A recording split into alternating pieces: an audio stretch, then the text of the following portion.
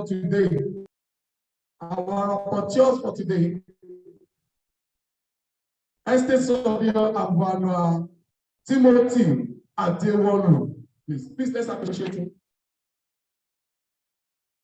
And also, Estate Surveyor Avanua Adewale Adedo, the current vice chairman of IS or your business initiative. I want to recognize the fellows in our midst, and I will start from Estate Surveyor Avanua, the mama for the boys. Estate Surveyor Avanua, Stella, and please let's appreciate her. And I must not fail to recognize my own chairman, the chairman of Mcpd committee, Niesv or your state, Estate Surveyor Avanua, Lola Adeyem. Please let's appreciate her. Distinguished seniors, noble colleagues, professional members, graduate members, students, guests, we will be having first assignment.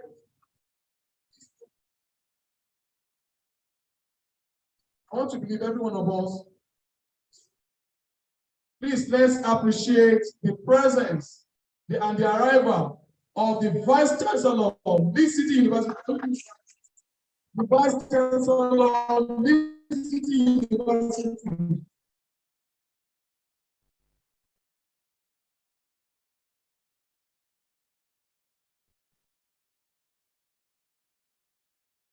You're welcome, sir. Professor Adeyemo. Please let's put our hands together one more time, please. It's not easy to be a vice chancellor to a university that leads while others follow. One more time, please let's appreciate it.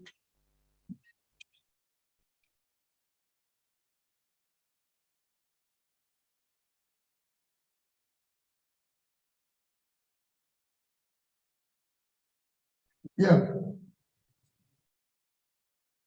I want to invite for the opening prayer.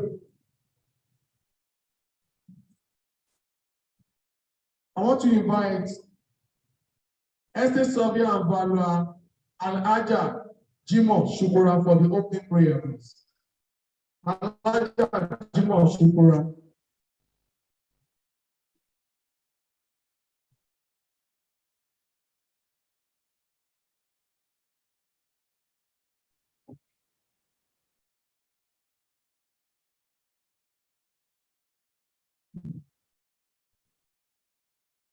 أعوذ بالله السميع العليم من الشيطان الرجيم بسم الله الرحمن الرحيم الحمد لله الحمد لله الحمد لله رب العالمين إياك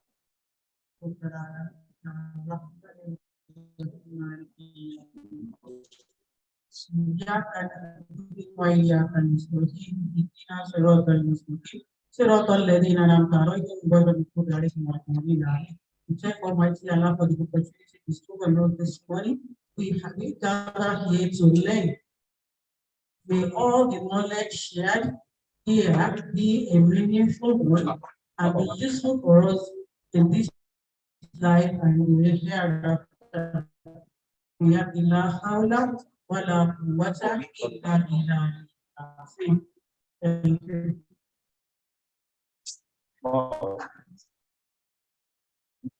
Thank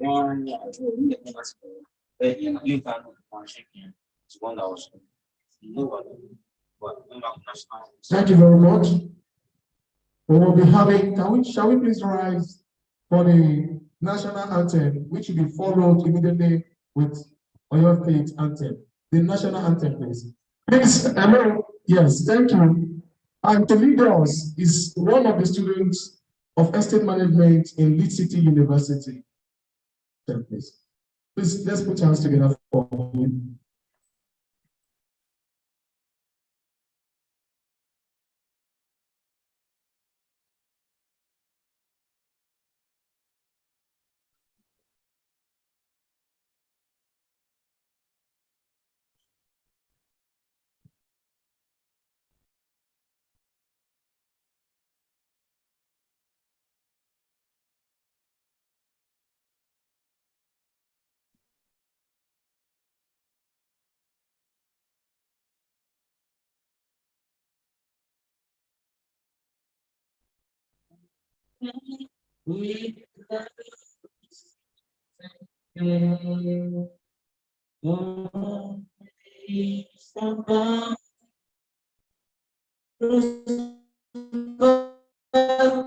Shall never be in vain.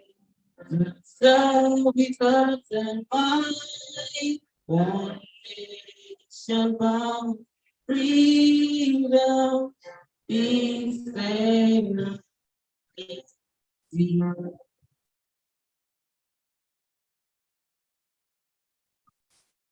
On your anthem, please let's put our to level.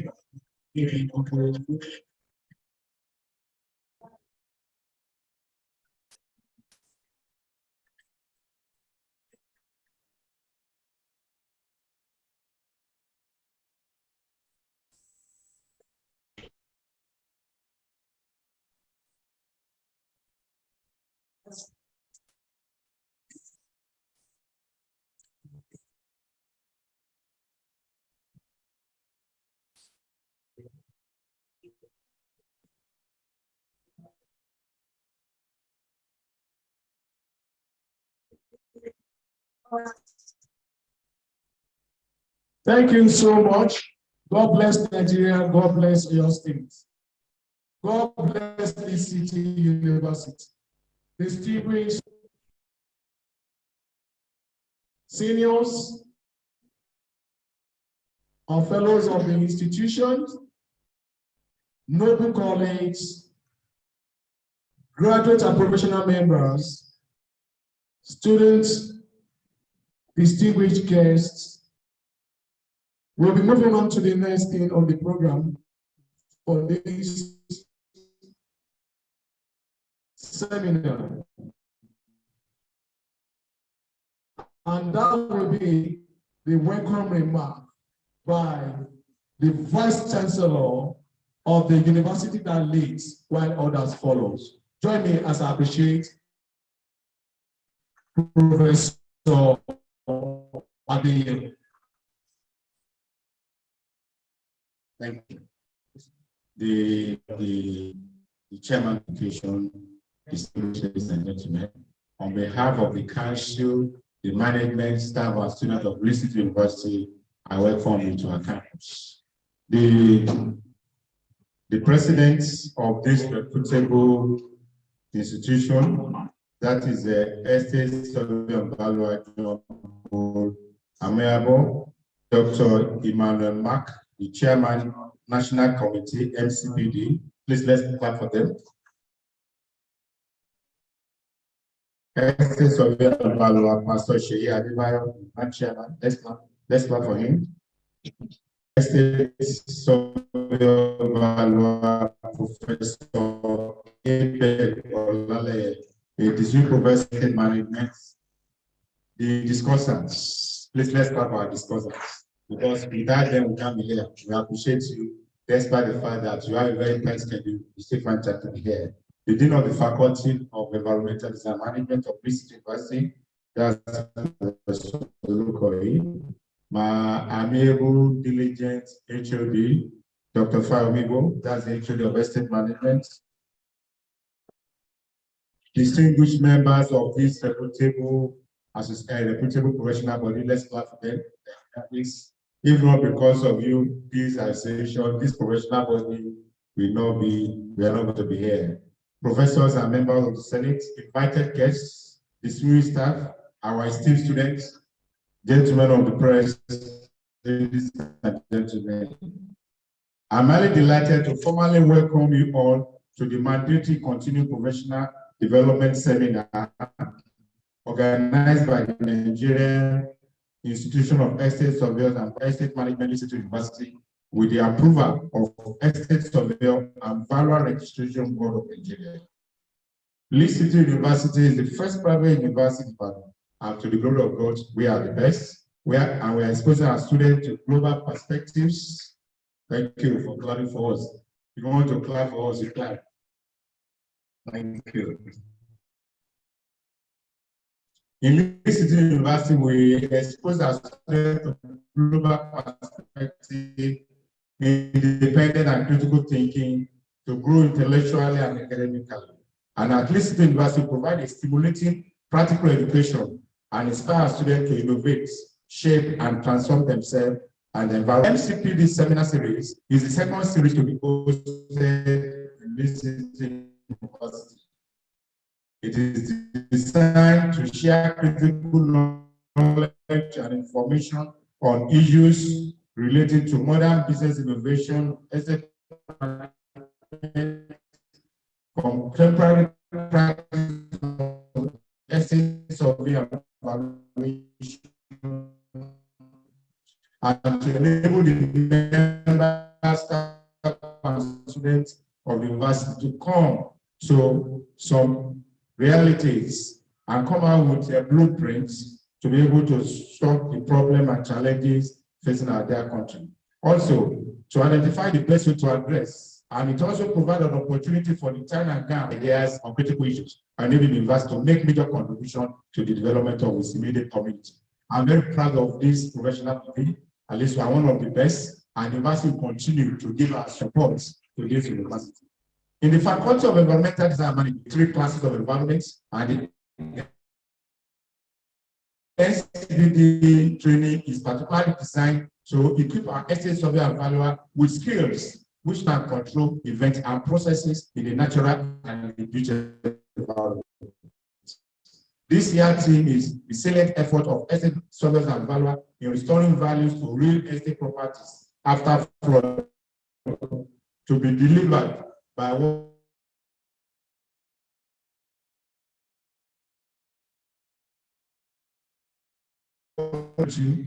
I salute your doggedness and tenacity. I live his great effect.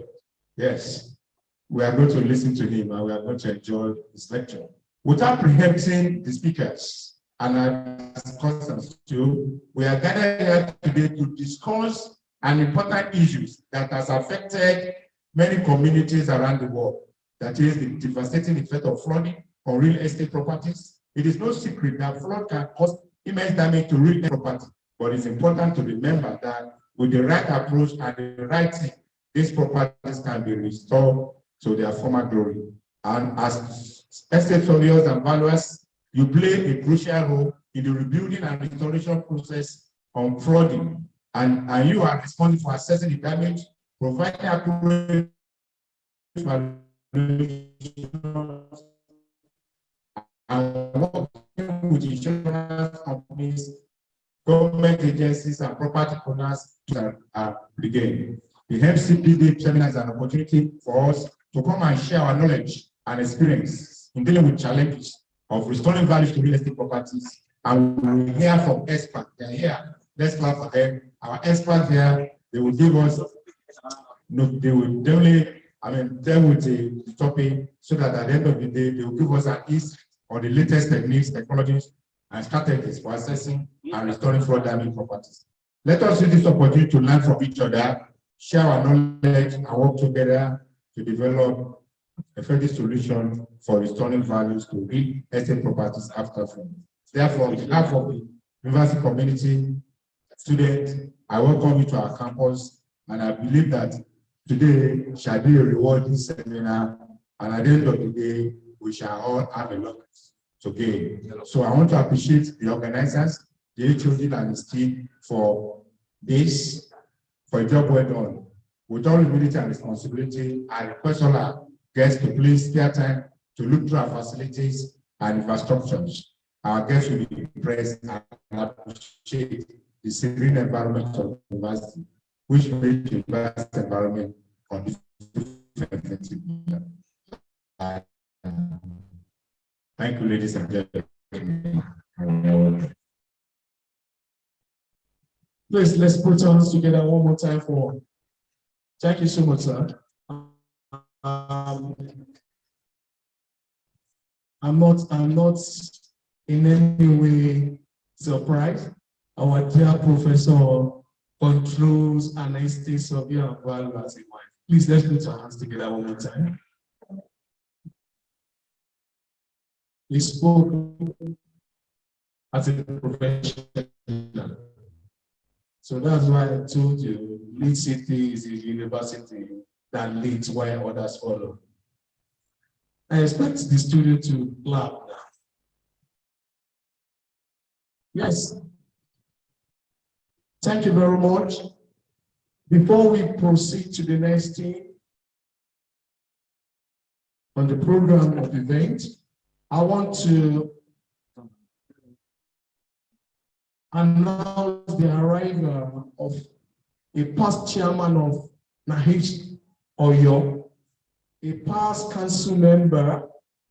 Join me as I welcome and recognize the presence of a father to the branch, a mentor to many, estate surveyor and valuer, Sir B. Adesoya. Please, let's put our hands together.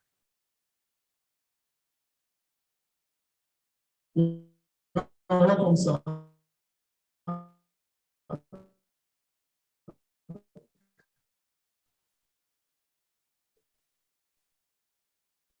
Now is the time to listen to the welcome address of your Valua in Niesv or your state branch.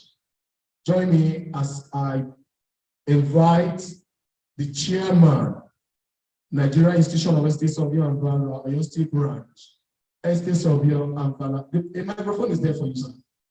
Estate Surveyor and Valuer, Pastor Sheyi Adebayo, for the welcome address. Mr. Chairman, sir. Good morning, distinguished noble colleagues. Dear Speaker, let me start by recognizing our President, who I believe, if not because of the national meeting, national summit, we will have been here this morning. We spoke yesterday, and in person of our President, Estate Surveyor Jumbo Kumayebo. Let me also recognize the first Vice President, ably represented by our own Alaji Oshupa, Estate Surveyor Barakundo Kushala. Also, let me recognize our guest speaker today, Estate Surveyor Professor Abel Olale. Well recognized. Our Vice Chancellor. And we have our guests here, our veterans, Estate Surveyor Sabi Adesoya, and Estate Surveyor Ademola Otitola, all the fellows in the house, all the associates, professionals, and graduates, and of course, the student members. You are all recognized. It gives me great pleasure to welcome you to the mandatory continuous professional development, MCPD, organized by the Nigerian Institution of Estate Surveyors and Valuers, Oyo State Branch. I welcome all the participants that come from within and out of Oyo State, the lead speaker and our discussants, fellows, associates, professional graduates, and student members. You are all welcome. Over the years that we have been having MCPD, it has been an impactful and transformational exercise in such a way that reflects positively in our practices. It is a kind of professional development seminar that every cadre of our membership needs to be attending and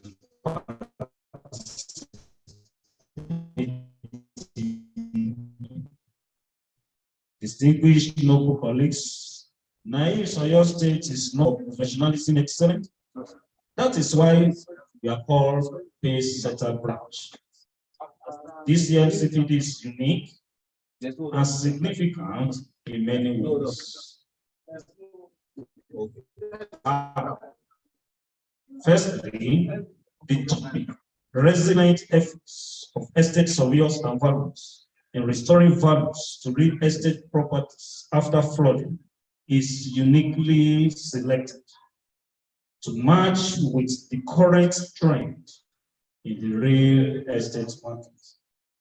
Secondly, our resource person is a renowned professor who have traveled far and wide all over the world to deliver lectures at different conferences. And all our discussants are seasoned professionals who comes from different professions in the built environment and have immense experience in doing justice to the subject matter. I believe before this program comes to be is unique, by the time all our guest speakers begin to do justice to the matter. It is unique because this Mcpd is the one that ushers in the official inaugural ceremony of the branch executive and New Year party that comes up tomorrow, 25th January 2023. And if you have not known before, you are going now, you know now. And I want to invite you tomorrow. There is another program, big program coming up. I want to sincerely appreciate the Mcpd committee and the entire members of Niesv.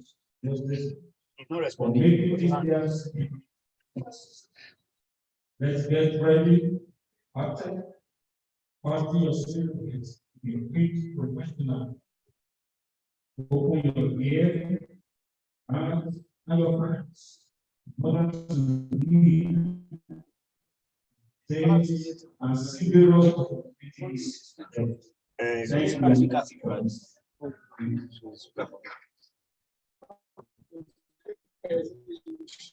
Yes.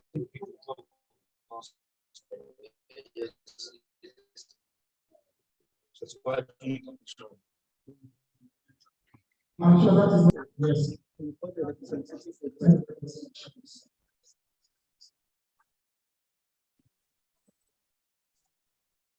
The next.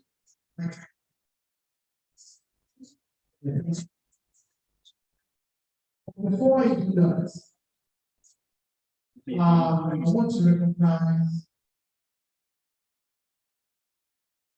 one of our great popularity in Mcpd University.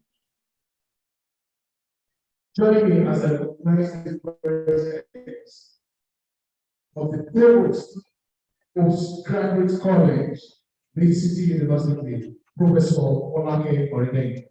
Well, she just said that she's coming. Moving on, but to have the presidential address of the President, Chairman of Council, Estate Surveyor and Environment, John Ayer, the President of the Nigerian Institution of Estate Surveyors. Since the representative of the fourth Vice President, Estate Surveyor and Environment, Victor Alone is here today, ably represented by Estate Surveyor and Environment Alaji Olekobushola. You will have to rise to that occasion by delivering the address of the President or the first Vice President.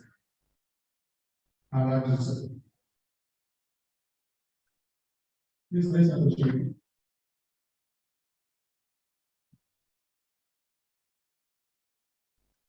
Well, moderator, about while the president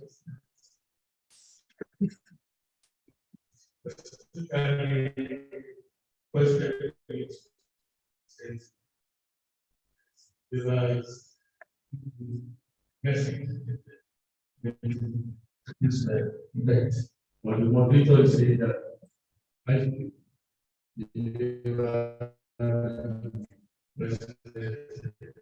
yes, that would be bias. But let me just follow the president of our noble institution, Estes of Yombula Mayebo, the chairman of this Oyo State branch, Estes of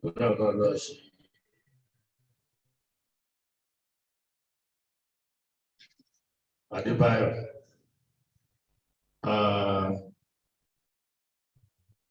lead paper presenter, Professor Lale,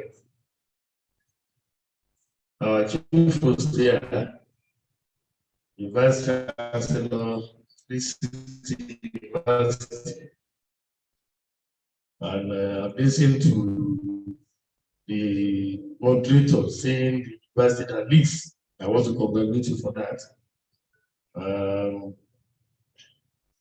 Distinguished noble colleagues here, particularly, I want to particularly recognize our mentor, our leader in this branch, who has been chairman this branch, Sir B. Adesanya. I equally recognize other past chairmen. I think I have to exclude myself here now. Now, led by my very good friend, Estes of Ademola Otitola. We have Mama in the house too. Mama, we call her Mama.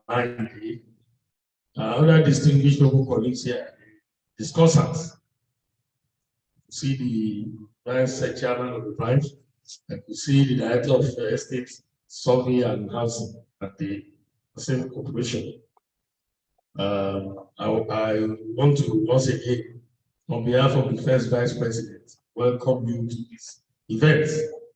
Like the chairman rightly said the other time, I also want to join him to say that this program is unique. Many of us in the branch will still recall that our chairman had his birthday yesterday. This event is taking place today. And tomorrow too, as a reminder, he is to be formally inaugurated as the chairman of the branch. So I think this event is very unique and memorable. And I want to congratulate the chairman and his ESCO. I will have to comment the entry.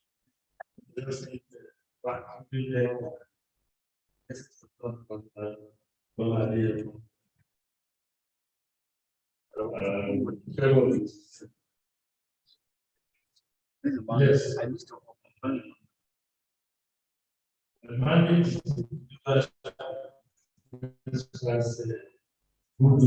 yes, my man is a man. I saw the relations. Yeah, no problem. Just like that's got the relations. Let us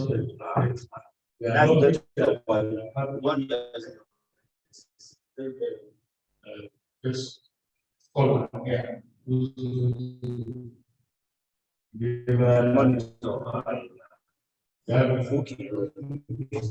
I'm at conference center right now, but let me see.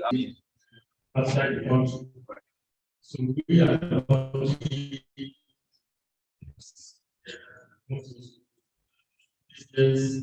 attentive so that at the end of the day, we have something to go. Or it's always best so that have working together to do. So once again, we have a first session. Welcome to the Thank you so much. Thank you very much, sir. Please let's appreciate him one more time.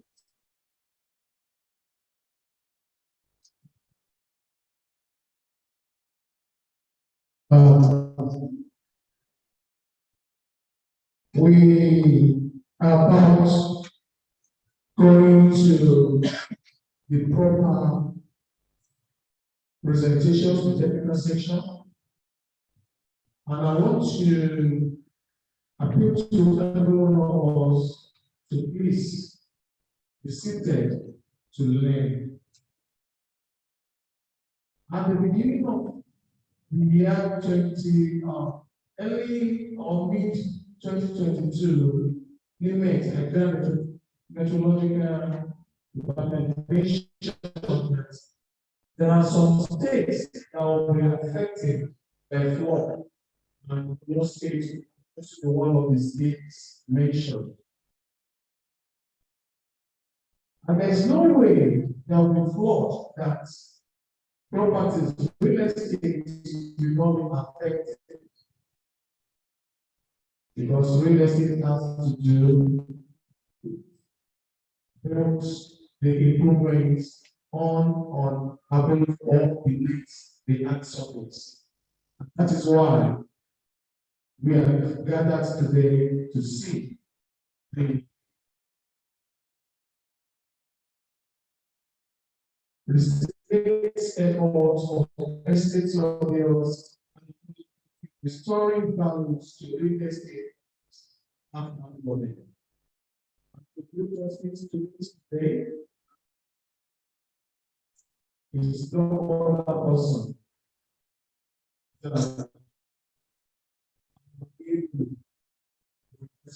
of estate management. I want you to please be attentive, and there shouldn't be any need for distraction.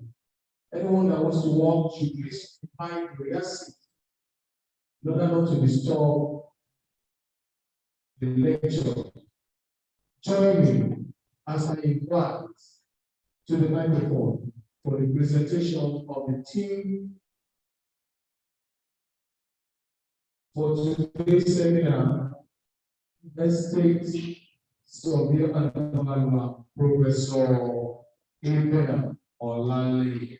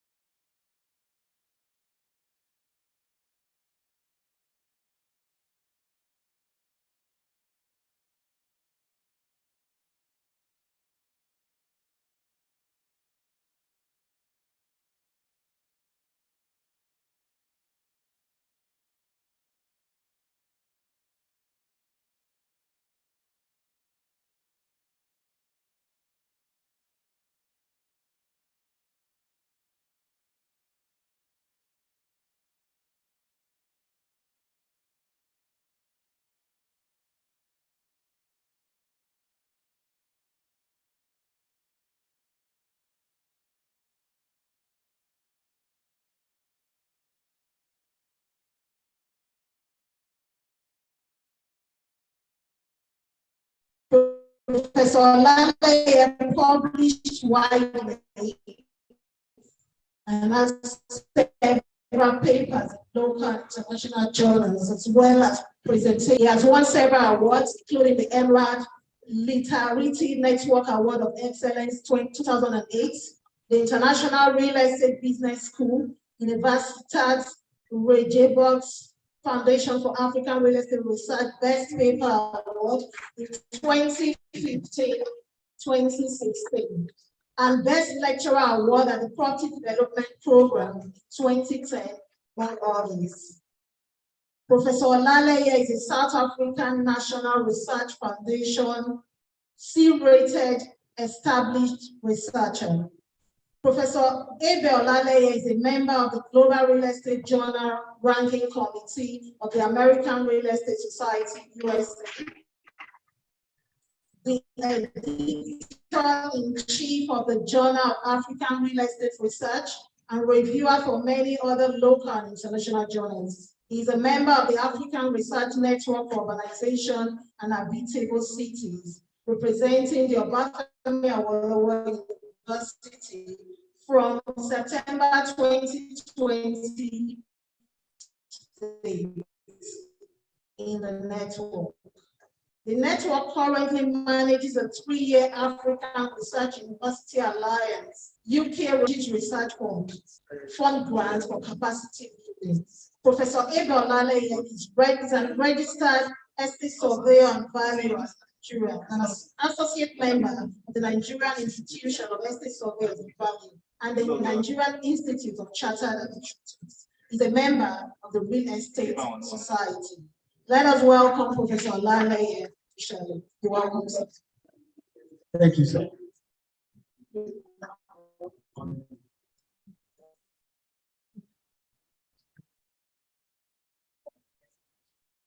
Thank you very much. Thank you.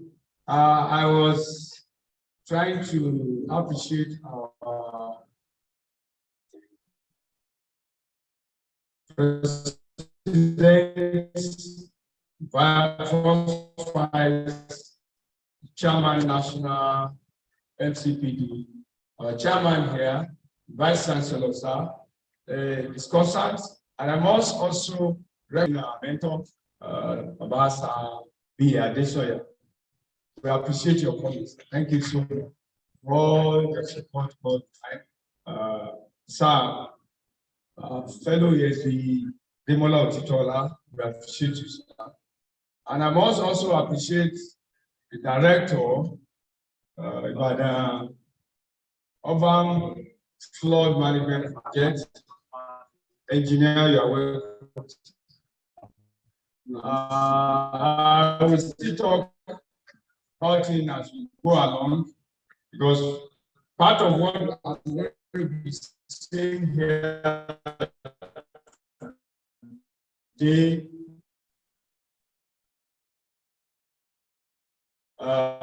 he has actually helped us in doing some of these things.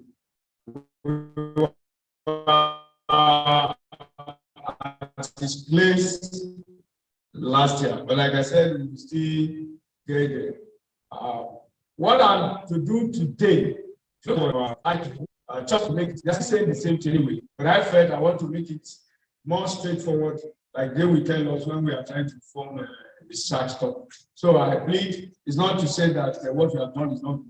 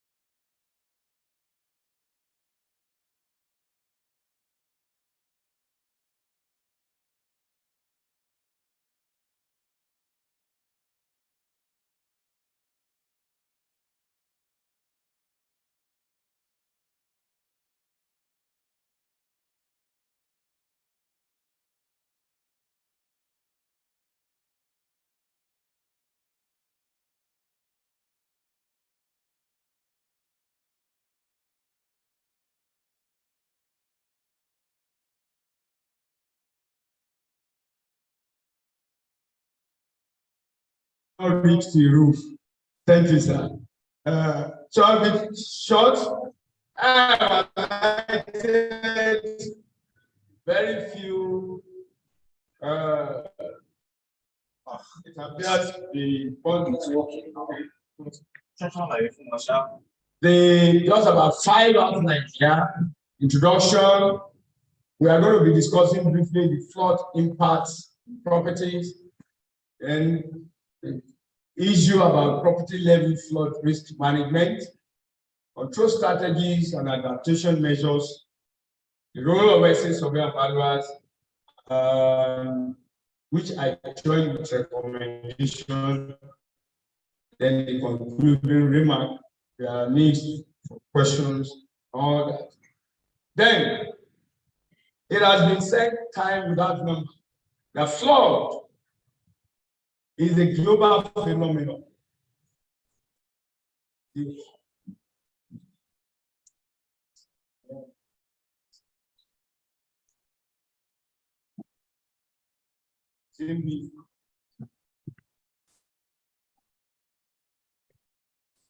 No, it's not fair. It means impressive. Thank you.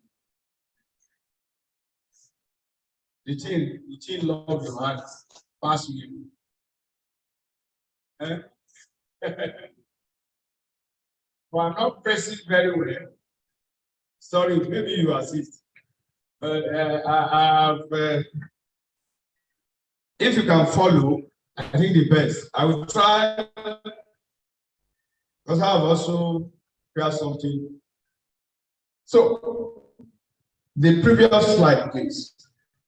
That would be the third, I think. Now the next. Okay, that's it. So we are talking of the fact that we all know that flooding is a global phenomenon, and across virtually everywhere in cities throughout the world. Statistics says that just between 1975 and 2002, the world has written about 175,000 fatalities, involving 2.2 billion people affected by flood within this period. And in Nigeria, particularly in Ibadan, we have experienced flood, and one statistic says it started even since 1955.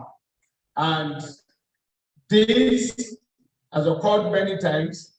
1980, in 2011 being the worst, according to some author, I think Ebola, and UI was so hit to the extent that they were even thinking of losing, in terms of repair, up to 5.5 something billion naira at that time. And in 2002, just last year, we all know what happened. They are probably, or apparently because of the opening of the dam that affected 31 of 36 states in Nigeria. And this led to force about 1.4 million people out of their homes, destroyed about 70,000 hectares of land, and killed more than 500 people. It was said by the director, Deputy Director of Information, Minister of Material Affairs, that close to or more than about 45,249 houses were totally damaged. And this is a pointer to the fact that this is just a pictorial view of the Ibadan flood in 2017. The next slide, please. This is the 2022, in one of the states, not Ibadan place. We are lucky, I would say, through the effort of the government, the warnings, and what the Ibadan flood management has done, we are spared, at least last year. Next slide, please. So I'm saying, as this happens, there are efforts, no doubt about that. In terms of how to curb or how to reduce the devastating effects of flooding around the world and in Ibadan. For example, channelization has happened, road widening, building barriers, and other structural and engineering solutions have occurred. But I'm saying that this appear not sustainable, mainly because of funding, and they are not cost effective. Because there are paucity of funds, we will all know that even what the urban flood is doing, courtesy of the state government and World Bank. If we have not had that, we wouldn't know where we will be. Let me use this opportunity to appreciate the effort of your state government, and particularly through the Ibadan urban flood management project. The effort of the acting director, Engineer Sokeye, and I want to appreciate also Mrs. Bola Dada. She's not here. I know she's not here, but she was with us last year, May, when we were at the urban flood management project to carry out some research on resilience urban areas, and we were particular about Ibadan. So we were with them. They assisted us a lot, and part of what I'll be saying here is actually what came out of this small visit on that day. We had discussion with our property owners, landlords, the CDA, we call them, community development associations, and so they bear their mind, and we realized that what Ibadan urban flood project, management project has been doing is commendable. What government have been doing in terms of channelization and all that, very commendable. But what we realize is that we need to actually take note and take charge of the needs of the community, the people themselves. It was funny that day, and that's why I said this channelization and all that may not be sustainable. Apart from the fund, we realize that the property owners, they are stuck to their properties and they don't want to go. And that is why when flood occurs, immediately subsided, you see them coming back to their areas. Government is trying to relocate them. It appears it's not going to be. And so we then realize that there is need for a more cost-effective and more sustainable, in other words, that we meet to some extent the needs of this population. And we came to the idea of building resilience, which the whole world has recognized that in any system, you need to build resilience into that system. Any system that is exposed to risk, stress, any form of stress, there is need to build resilience into the system as against some of these structural and engineering solutions that we have done. And this is what Oyo State is bringing today is commendable. Is something that relates to building resilience into the system. Next slide. When related to property, building resilience relates to what, and that's why I use the word property resilience. It relates to the concept of making property more resilient. They call it property level protection. This is different from building channelization, expanding the roads. We are talking of building resilience into the property itself, property level protection. And that's why the roles of property managers, asset surveyor and valuers is very, very important in this regard. Yes, I've defined resilience, putting somebody there, a system by which we want to see how we can increase the capacity of that system to respond to a particular stress. In this example, flooding. Next slide. So I have called it property resilience or property level protection. What we are here to look at is basically about that. How do we make sure that we build resilience within or into the property itself and carry along the property owners and the property managers? So that we are not really talking of the main thing that the urban flood management project does, making that the urban is sustainable or is protected against flood. We are talking of property itself and the property owner. We want them to take over the business of making property resilient on their own. And that's what we want to, I want us to check today, and then we look at the roles of property managers and other professionals in this set. What we mean, or what they mean by property level protection, there are a variety of measures, product, technology, schemes, strategies of preventing flood water from destroying property. There are schemes, there are strategies, and they provide the owner himself or themselves, the owners, property managers, with practical and cost-effective ways by which they lower risk of flood in the property or around the property. So the focus of this paper, like I said, is to see how real estate manager, property asset surveyor and valuers, as property managers can help in propagating these ideas, in encouraging wider adoption and success of property resilience, property flood resilience, or property level protection. The asset surveyor, they are involved.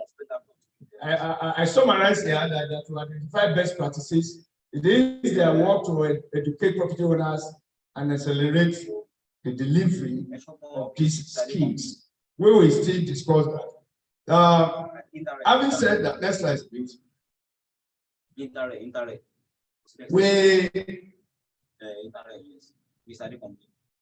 we get there, sorry, please. There are two versions or two main categories of property resilience schemes or property level protection schemes. There is the one they call resistance and then resilience. Even though we were talking of resilience here, I want to say that we'll be talking of the two. Resistance is about protecting water from entering, whereas resilience is how to quickly get the property on course having suffered from water or from flood entry.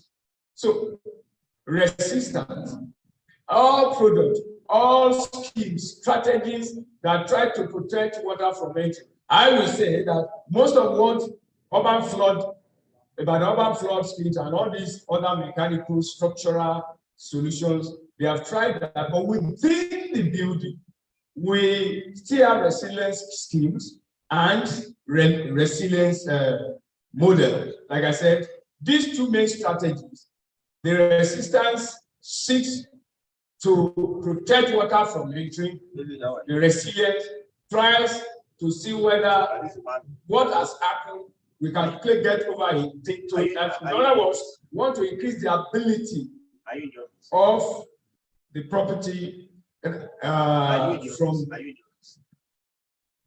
coming up and restoring the value. Flood impact. I have classified it in 4 main categories. learning from an author there. There is direct, tangible, and there is direct, intangible. Next slide, please. There is direct, there is indirect, tangible, and direct, indirect, intangible. I'm sorry it's a bit tiny, but we have the paper with us. I'm saying that there is structural damage, dampness of walls, decoloration, contamination, etc. The indirect, of course, in terms of intangibles for records, if we don't have it kept somewhere else, once flood occurs, it's likely going to destroy flood. The staff may be affected, ill health and all that. Researches have shown that the business may lose its goodwill, its reputation, or even you would have lost something, and the landlord apparently we lost rent and some other things within this period. Next slide. This we are familiar with, so I don't want to emphasize, but the one that is particularly of concern today and concern to us as Essence of and Valua is the value loss. Whenever flood occurs, we know that property value is going to lose something. Reasonably, anybody that wants to buy such property, we have the mind of the location. And as in a flood-prone area, that is serving as a contaminator. The property is seen to be contaminated. And as such, it's definitely not going to be commanding the same value as it ought to be. Though some have argued that, yes, when you locate in the waterfront area, you tend to have some positive values, especially if the water is well maintained or sort of. But the general belief in literature is that the negative effect will supersede that of the positive ones, especially when it talks of property value. The flood will affect even the property characteristics. In fact, I have the mind that this property will likely suffer at any day, at any time from flood, will definitely affect the way whoever wants to buy will price that property. So what we are saying in essence is that property values are more affected. And so we should be concerned as to how we will reduce the effect of flood as we go on. Next slide. I'm trying to expatiate the impact here, property contamination, the likelihood of value loss, reduction in the remaining operating lifespan of the property, because we all know that as water is affecting dampness, the structural strength of that building is being affected, and it's likely going to reduce the lifespan. So nobody wants to see it as a perpetual interest anymore by the time it's affected by flood. I said it creates limitation oftentimes on the use of the ground floor if you have a story building. The business of the building is affected in terms of loss of time, further rent reduction, and it may even lead to complete abandonment of such property. I said it will increase outgoings. Definitely, at any point that flood affects, you want to meet some management costs, some more outgoings for maintenance, for repairs, vacancy, collection of loss, and all that. Then the insurability and usability of the property is affected. Though I'm not sure how practitioner can tell us, but at the time the research has shown us that we hardly insure our property, especially the individual residential building. Not sure. But then, by the time there is flood, the belief is that the insurability of that is affected as well. The actual cost of restoring to the original condition of a flooded property is a major concern. And that is why, no matter what, that will reduce the market value of such property. Because at any point in time, one will be thinking of what needs to restore the property. Next slide, please. Well, I've talked about this a bit. Thank you. With regards to the types, the property level risk management, I was saying that we have basically two options in terms of resistance or in terms of resilience.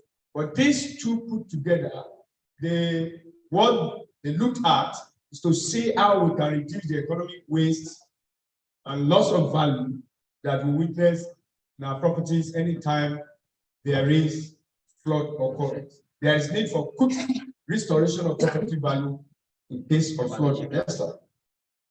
So we have two main strategies: the resistance, which they also call dry proving, and the resilience, otherwise called wet proving strategies. I've said it: resistance, they are control measures geared towards preventing flood water entry or reduction of the amount of flood water. The basic thing that they do here is to see that all inlets into the building are blocked so that there is no water entry point within the building. And those can be permanent. That is, they are ready to work with action needed to have temporary defense products. These ones, they are store-away products. They are only put in place whenever there is flood.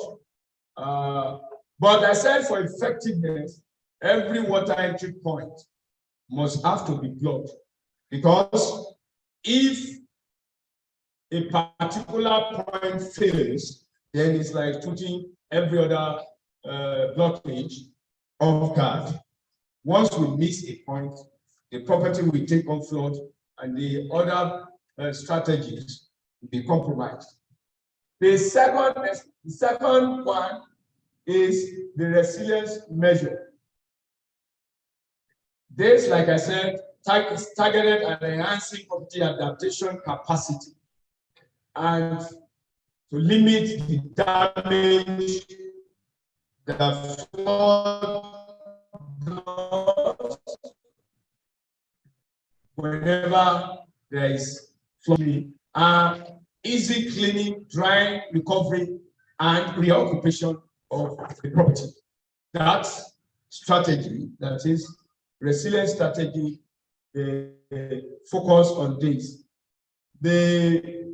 When you promote retrofitting in building, providing them with water resilience materials and design, we are saying that you don't need any action to activate them in the event of flooding, because they are already provided and the property apparently is made to be resilient, so you can quickly get back on foot.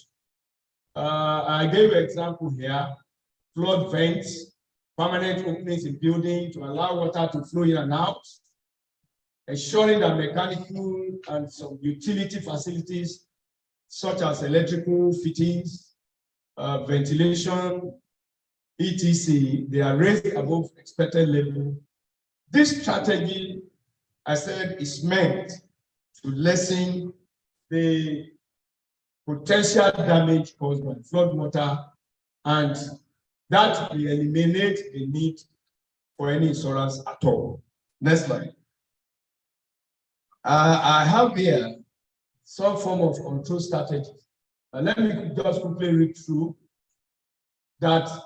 Some of the strategy that can be adopted. I have ticked in the program. I think what I saw there, maybe while they are printing the thing changed.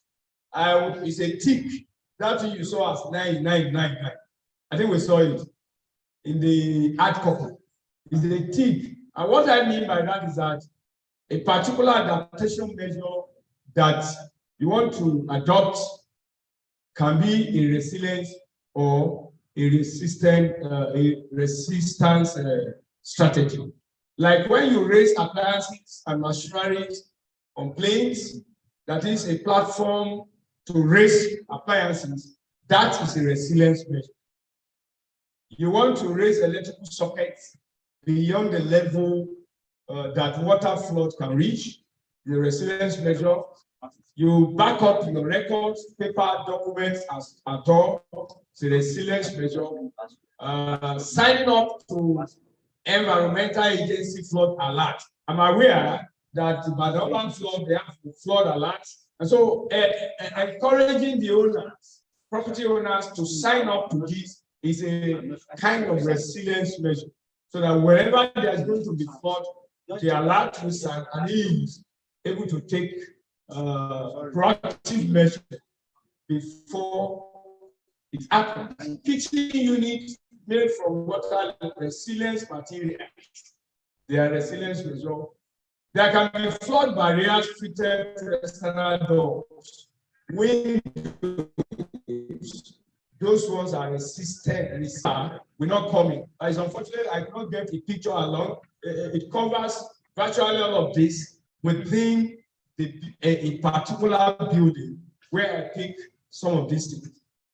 That within that building, you have these measures provided outside, or for example, you have some other measures. That's like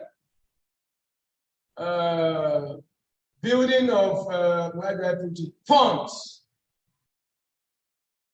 Building of where you can collect rainwater, where water can, where you accumulate water and then instead of entering your building, they call it a pool or sort of, maybe it's the previous line. You have some point of wall plaster. People are now using special paints that can resist flood when it enters. You have hard flooring, things like tiles will also be a resilience measure. Sump and pump system is a resilience measure.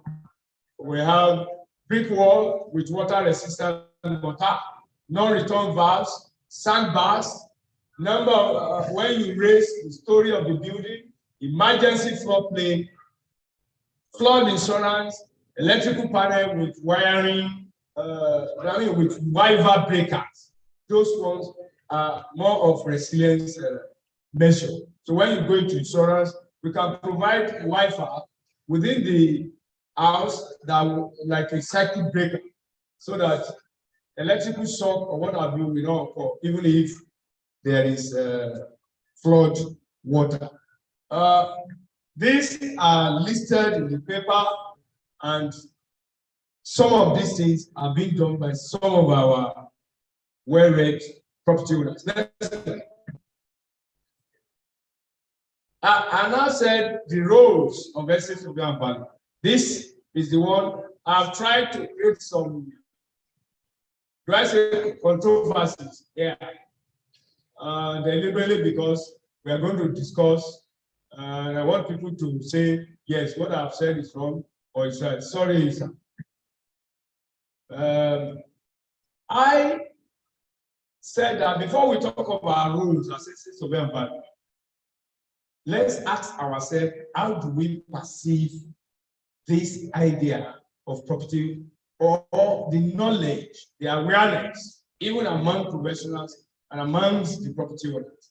How do we perceive this issue of property resilience? I mean, property, we are not talking of flood protection. This is general, this is about urban flooding, but we are talking of property level protection. How many surveyors have we seen? How many professionals, architects, have been encouraging property level protection of flood? In other words, any building that we want to build, do we actually encourage resilience or resistance measure within our house? I said this because I am involved.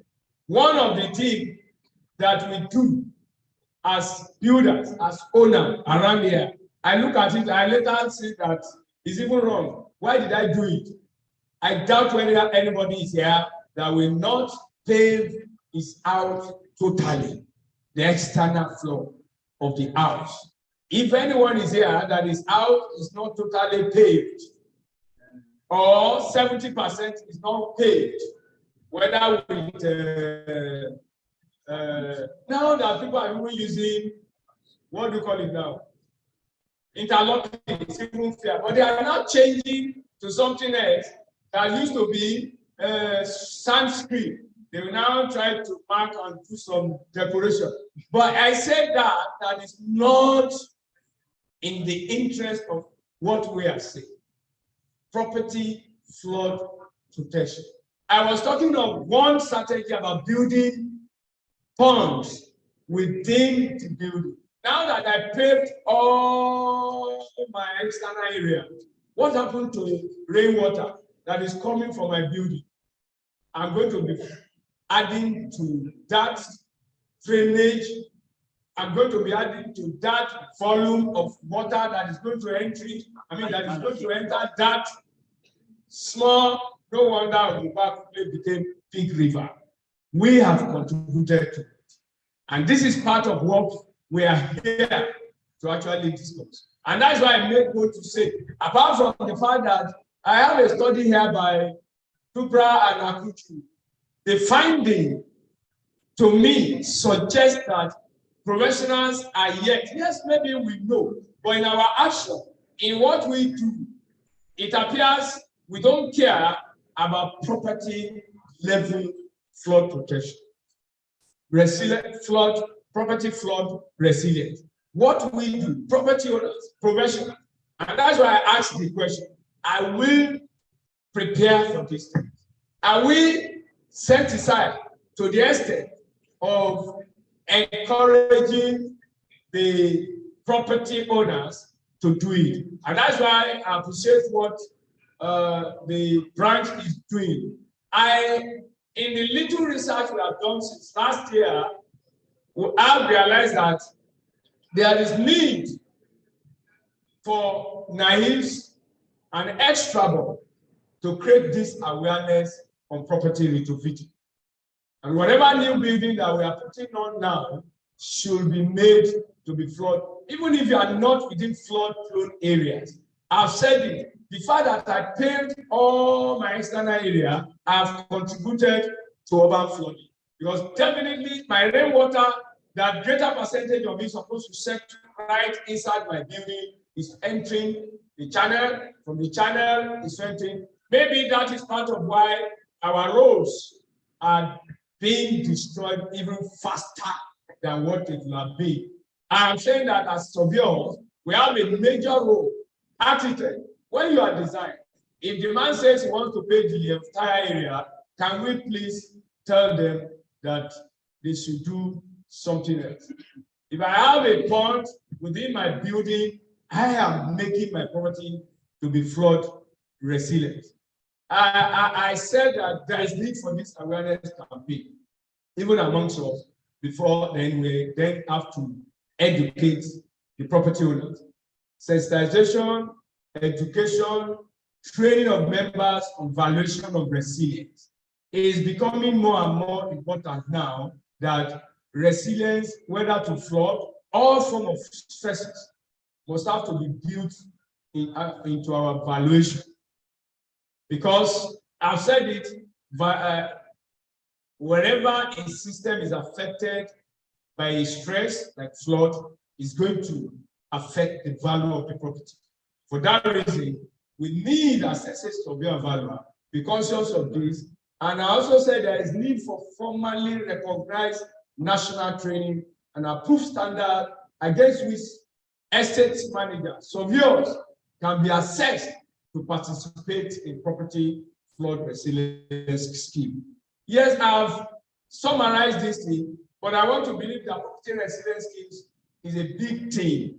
Property protection, property flood protection at the property level is a big thing, because ordinarily it will involve research, it involves determining the flood level of buildings in locations. These are part of what surveyors should be thinking of now, and we should be having training along this line. We won't expect that Extraborn, Niesv should begin to think along this line and train our colleagues to go into this area. We need to now, because we now have to help the NEMA and all this in determining where is more flood prone, which area, what is the level of each property within a particular area, what can be done to encourage property owners so that they go in properties against flood. I said the need for flood or coastal erosion risk management research. These are to researcher, and again, Niesv research department can take this as a task so that we will quickly know where we can take it up to even start this education of property resilience scheme. I said there is need to encourage development of property code. Development of property code and providing owners, yes, I put it there. We need to discourage ourselves as property owners from falling total pavement of our external areas. Professionals, town planners, architects, estate surveyor and valuers, we have a big role in this sense. And like I said, people will not want to leave their property. But maybe if we can encourage them to make the property more resilient, they will be seen to be protecting our values, our economic power, properties, land, against some form of economic losses or what have you. Our bid as estate surveyor and valuer, by educating, by encouraging, because like I said, the structural system, the engineering methods and all that wants to drive them out of their land seems not working properly. Maybe if we then combine this together, the property level protection, take it to them, educate them, ask them to do the needful so that the property can be resistant or at least resilient to flooding. That is the basis of what we discussed here today. And like I said, I've just tried to create a foundation for which our experts here who are here to discuss will discuss. I want to, next slide, I think it's true. Yeah, I want to stop here while we give room for questions. Thank you very much.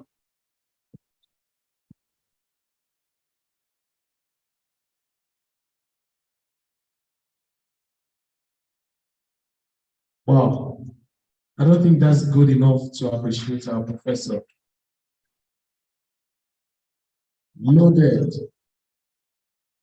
I said it earlier that it's going to be a lecture. I want to believe that we have not been disappointed at all. If any of us is having a question, thank you, sir. Have a question? Let me start from there.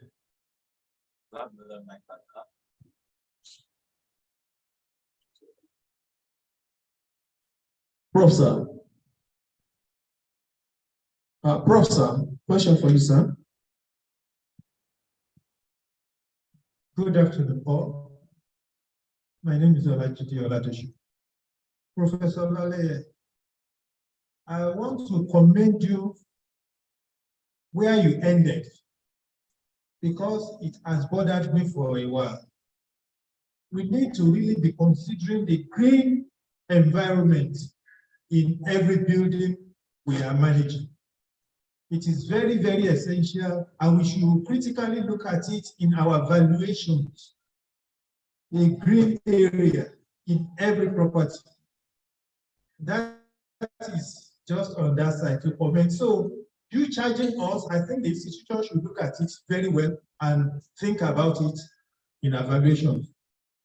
The question goes to borders on two things you mentioned, the resistant and the resilient. I want to say we don't really have a control over the resistance of a flood because we don't have control over it. All the points you raised there are things that will also come up in the resilient. Because you cannot imagine the volume, the water will find its way wherever it's coming from. If you have experienced flooding, whether what you see or what you experience. So the resistance, I don't know how that can be put in place to control flooding. That's what I want to do. Thank you. Thank you very much. So, response, sir. Okay, sir. Thank you very much, sir. I appreciate the comments, sir.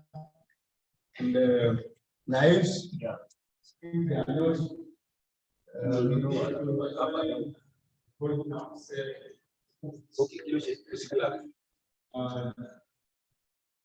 God we are already expanding the state management at the university. In other words, we also do more than blessing and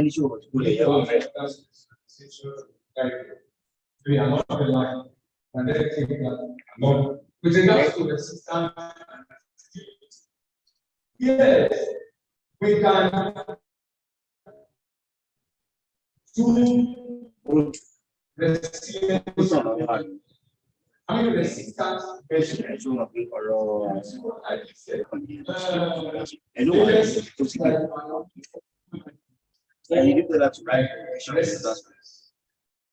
Well, we are saying we are taking that in use. So if I have a job that is all the windows are blocked, they are called resistant because water gets the egg. And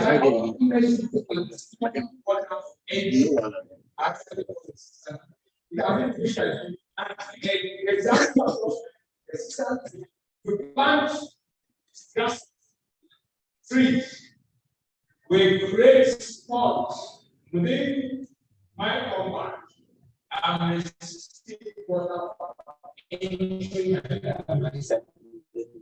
I can add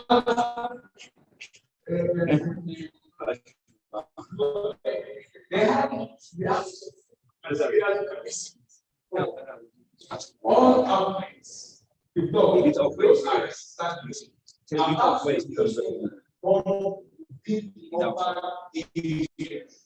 Building of sandbars. Somebody that tries to block transfer water course, but another man is trying to block water entry. So we have the money. China, the water for man's property. I'm trying to do the kind of resistance. I'm trying to push water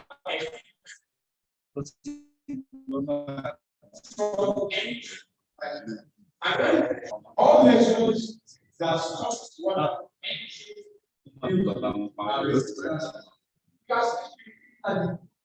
I was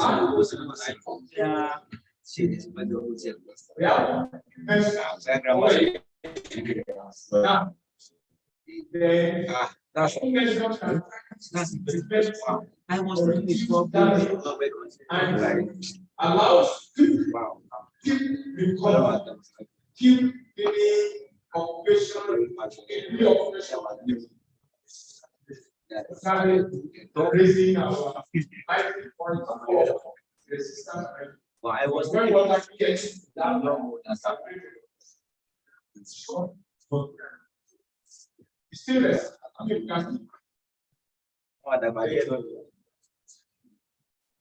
Thank you, sir. Further questions?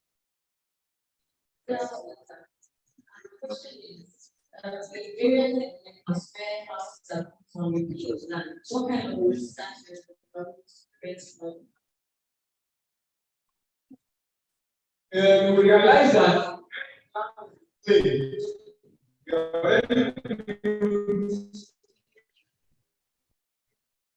in fact, they have what they are.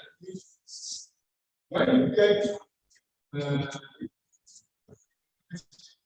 what like that,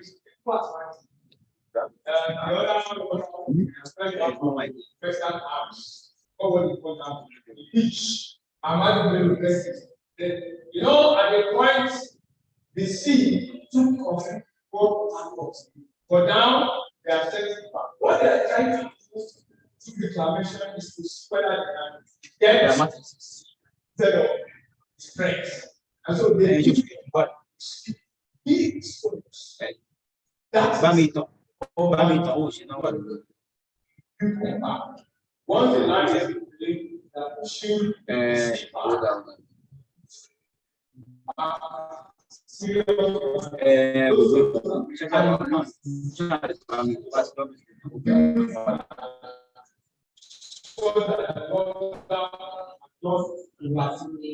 along that, they are saying yes, the owner, the property owners around that should now try to follow this strategy of protecting each from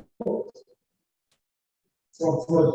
Because the example is for apartment, the example. What does it mean? One.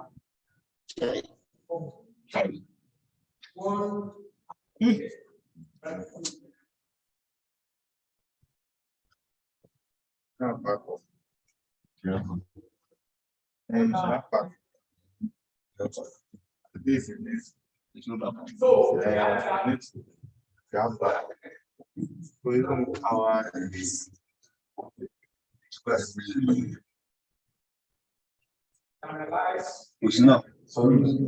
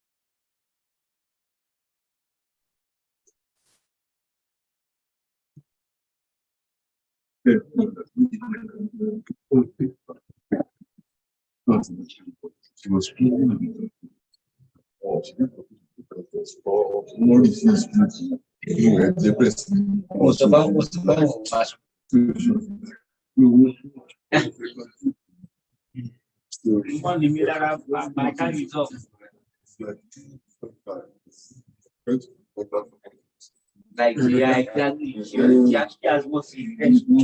So it's like you're stopping at. What's he buying on music?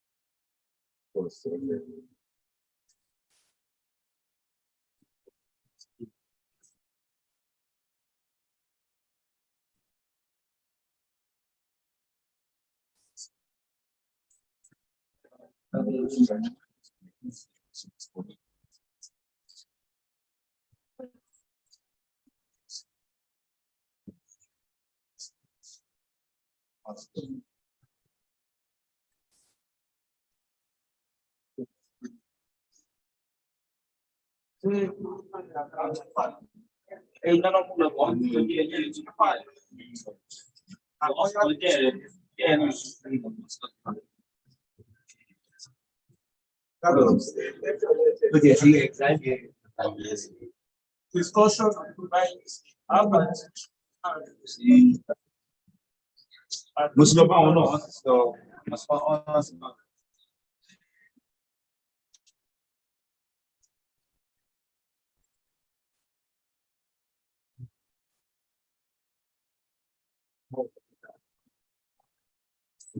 Visually. Only who send me to. Only who send me to. Because it's so.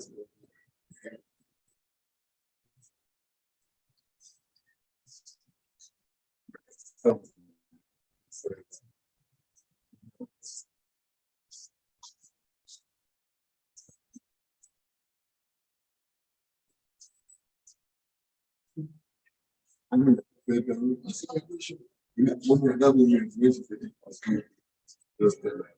no point.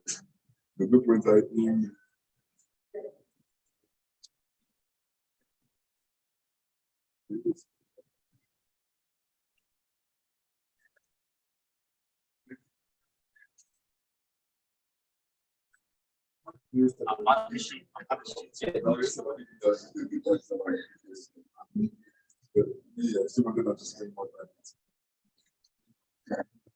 See that?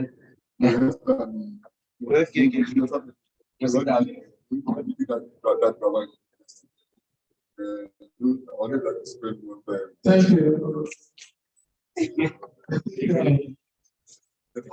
Without any permission from the chairman, the NEPA people will introduce breakout section.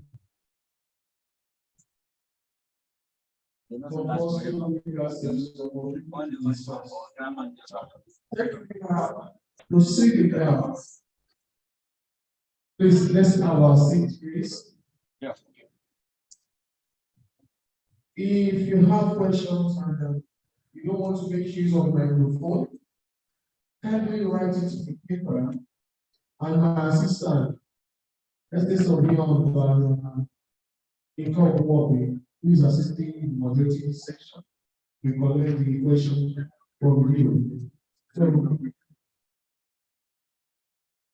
the next question is Estes Obion, let's appreciate Estes Obion. The analysis here.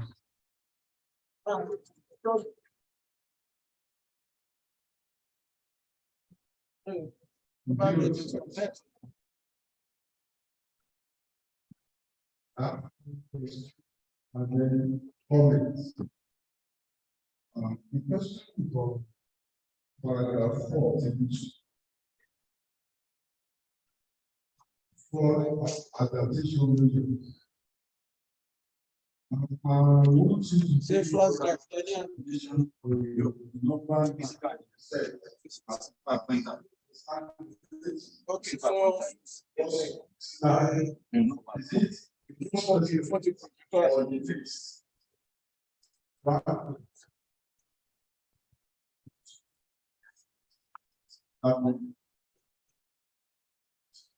then my comment and well, our residents. I stand to be corrected. Estate surveyors are managers. All these are safety measures. But you can just move this as well. At least before it is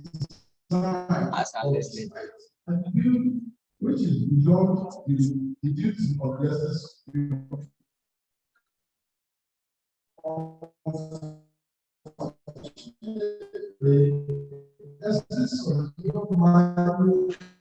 More protocols to build the architect standards and buildings. This also goes to an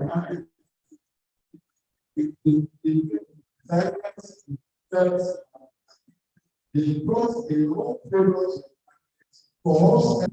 If somebody has failed to control what is site during design and planning, what are the necessary that we manage when it is developed? So they are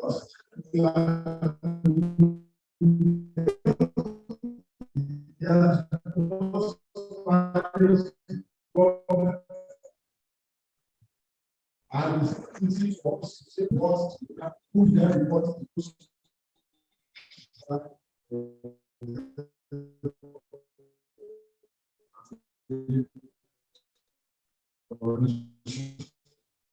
then when we are talking about fraud, this part of southern part of the place, we do not have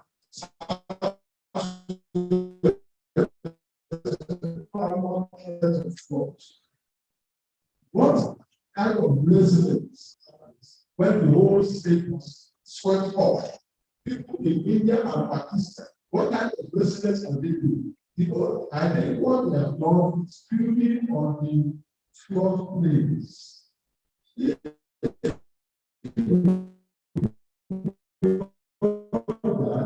You see directly store the ecosystem. And when you install the ecosystem, you pay the other people to sort it.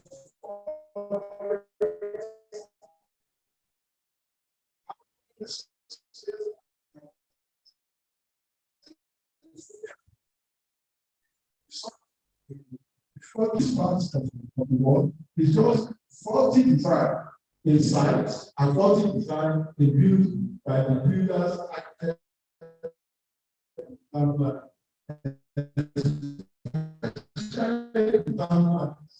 because they do not enforce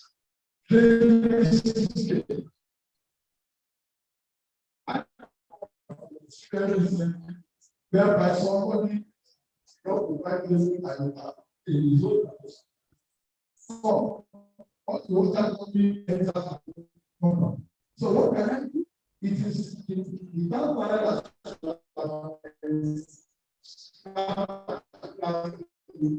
on there. So I think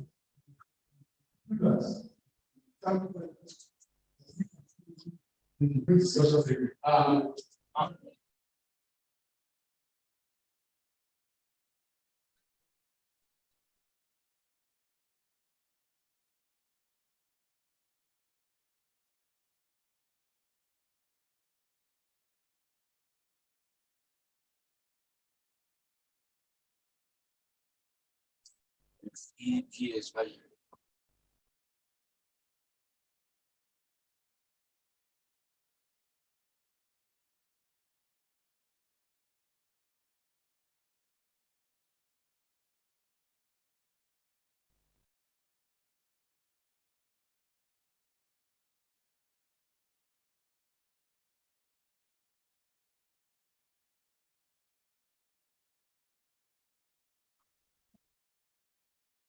Thank you very much. I don't want to delay. It's a question for our prof to attend. When we start the discussion segment, we have it.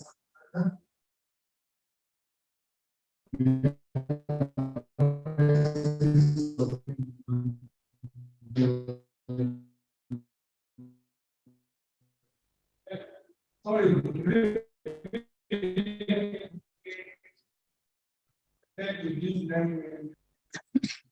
I said the computer level what that's supposed to be just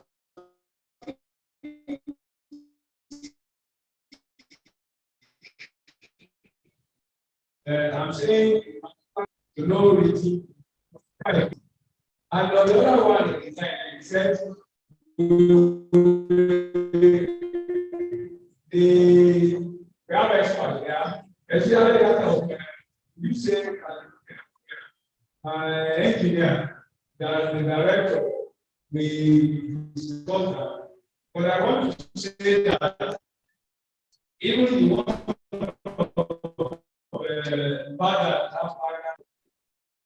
when we do that, essence of yours has still correct the problem. The way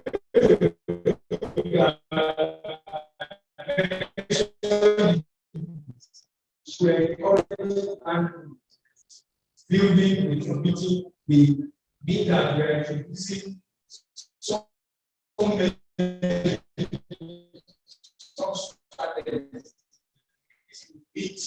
resist or follow that as restricted measure to flooding and we can ask little way. Somebody that gave his property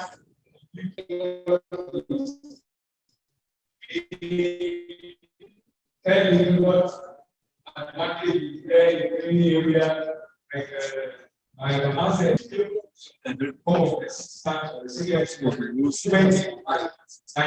and maybe the other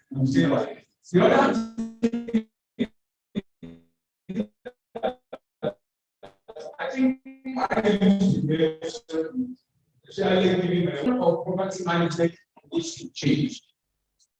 What we used to do as the talk about definition, the money theoretically practice.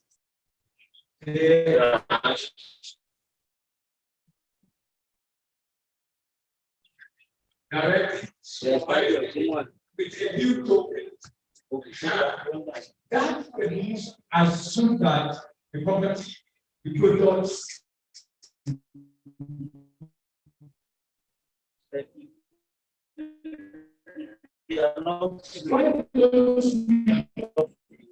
change that after the product is the problem of that generation.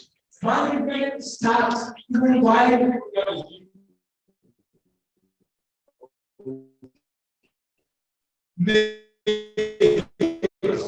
why you are mixing because you have to construct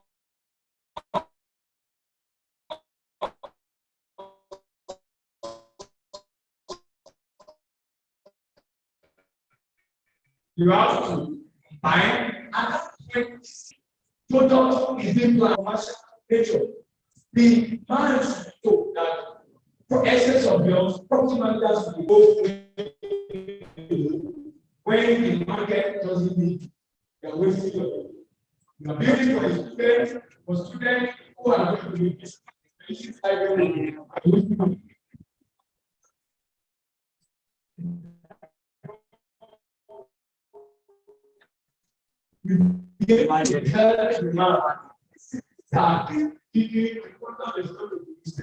Why are you talking about states? Is that the guy that talk about states? Let's talk about society. That is money. So believe if the change was, if we are the case owners and they get the big change, can see the careful. You know what the partner say no, because they will have the owner will know that I don't think it is. But having done that, can advise them as to increase the resilience and the resistance level that particular building. Managers, if you advise them, I want to believe that if not, if you want, let them be. I'm giving an example. Advising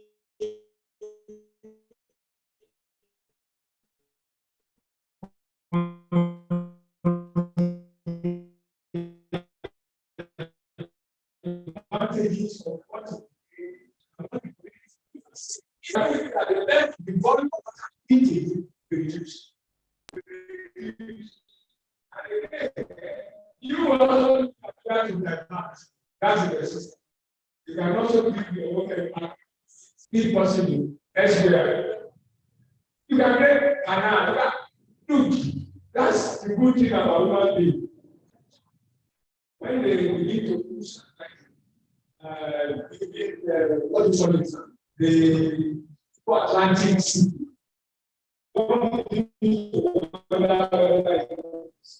Whether nature will fight back. Nature will fight back when nature will go elsewhere. You know,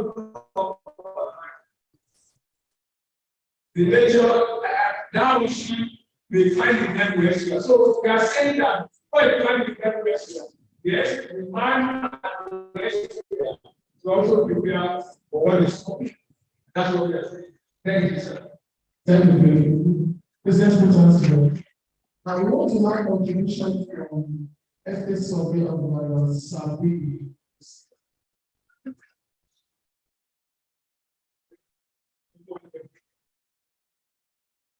For interprofessional organization, the problem not correct. I'll give you two examples. If you look at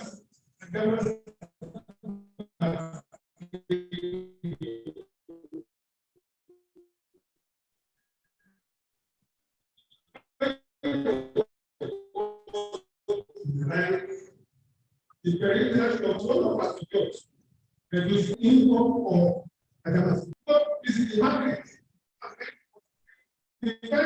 Yeah.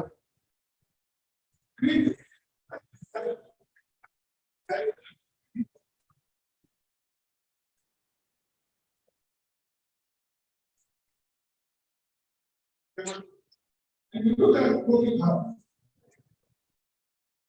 it's a glass house. And that's why it's a place at home. It's not a glass house. But it was put to AC on information as the concept is said, and the concept professional for let's do that. For professional people, we have access to exhibit it's a lot of and that's oh, I said that does it make signals? So why did I say let's change all this will be as end of the product to manage that product to take care of what we experience so in the past. So that I'm appealing to all corporations let us collaborate. Let us do this. I may have an idea, you may have an idea. Without that, the reason I see the governments. Everything is corporate.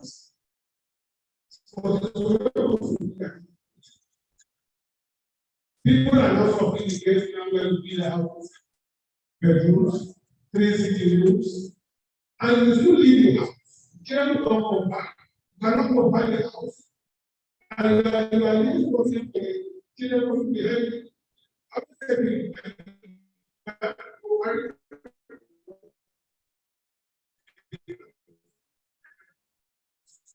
If you feel any happiness, more than always, who are the ones who stay? There is that of the change that to play black boys. But you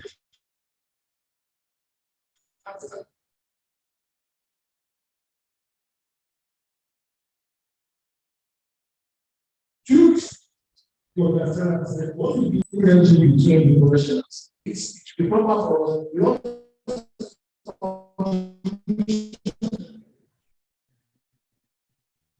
okay. So after this, we will be next question. Then we go into the thank you once again. My contribution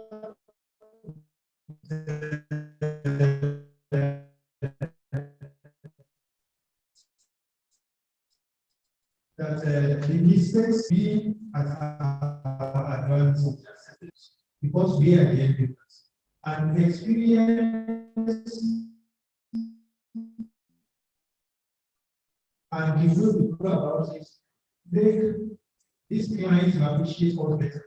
I'll give you instances. The first skyscraper of mainland Lagos, there was a problem. The car park there was on the ground, and there is no way before that you won't have water.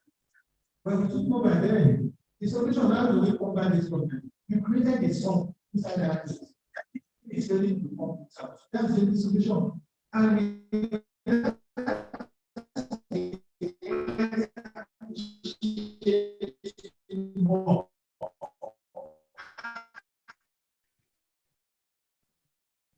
we are solving the problems.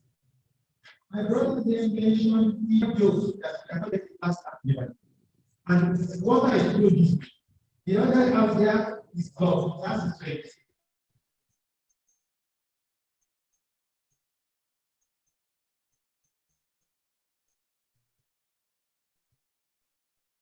That man feels after when you are walking and telling him, oh, we built it out. That's all it is.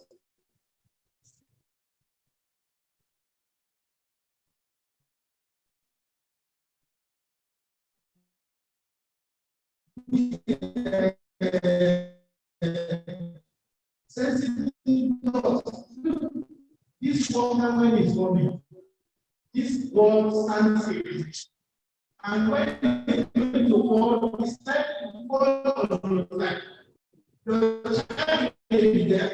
And by the time you shout across to you, he sees beyond that. And that's something that works more. That's why it's probably my name. Thank you very much. The last question before we go into the discussion segment.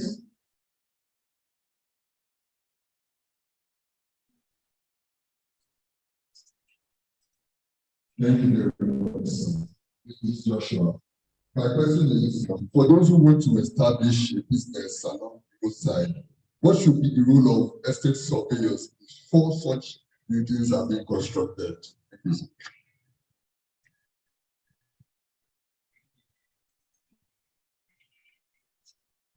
Professor, roadside.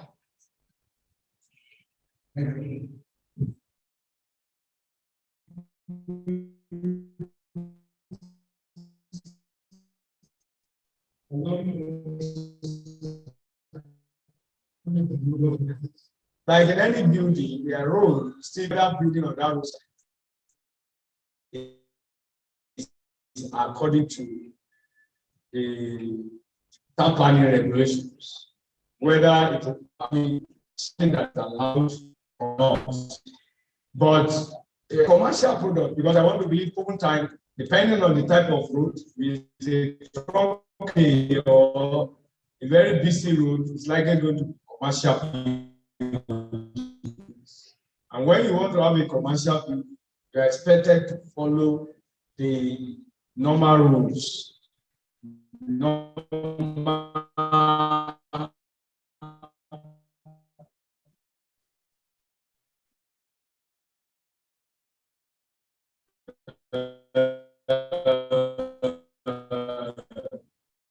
codes, the building, and for essence of your will be to advise to be sure that it has followed the normal protocol in terms of development control and all that, and be sure that all provisions meet in terms of design, the structure, the fittings, the features, they meet the requirement. If it is going to be, if it relate to what we are discussing here, a flood-prone area, then it teaches you how to either come up with strategy to resist or a kind of resilience measure so that the building will not be affected by flood water. And that's what I want to say. Thank you. Please, let's put our hands together for Professor Abel.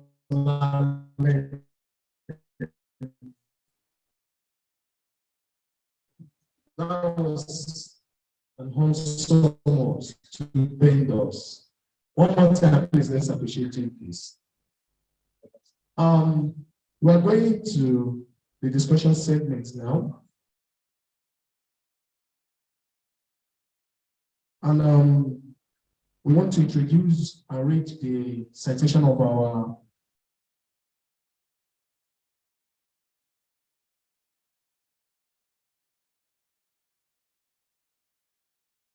discussants to us and integrating profile. Join me as I invite Estes of the Dr.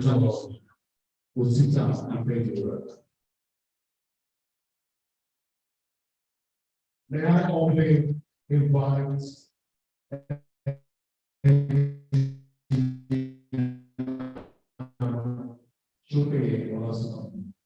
please, let's appreciate it. We are glad to have you, sir. Engineer Sugar is the director of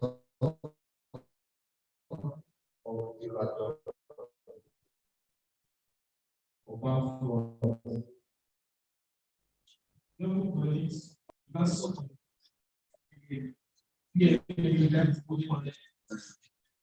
he is a civil and environmental and a project manager with about 30 years of field experience. He holds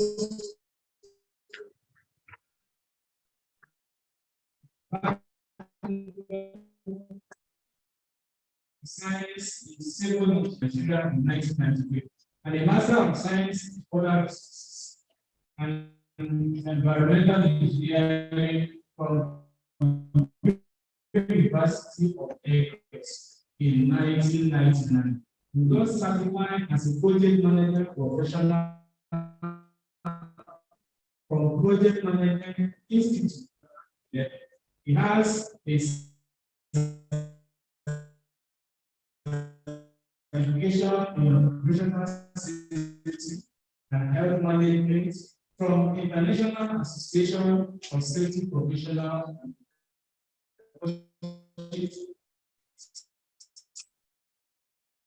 USA.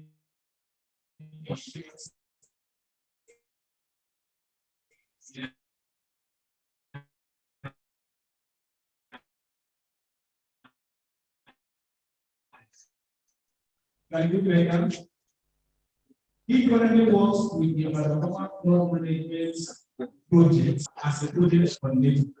Institution of Structural Engineering in Nigeria. And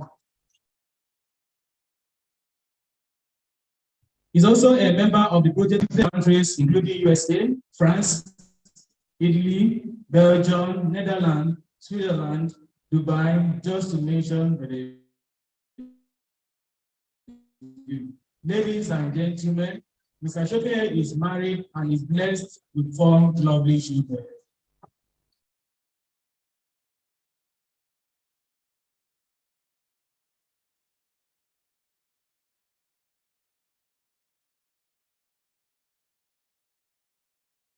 Thank you very much, sir. You can please have your seat.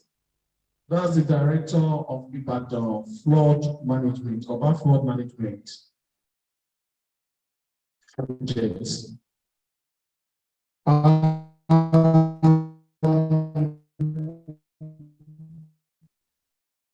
would like to also invite the representative of the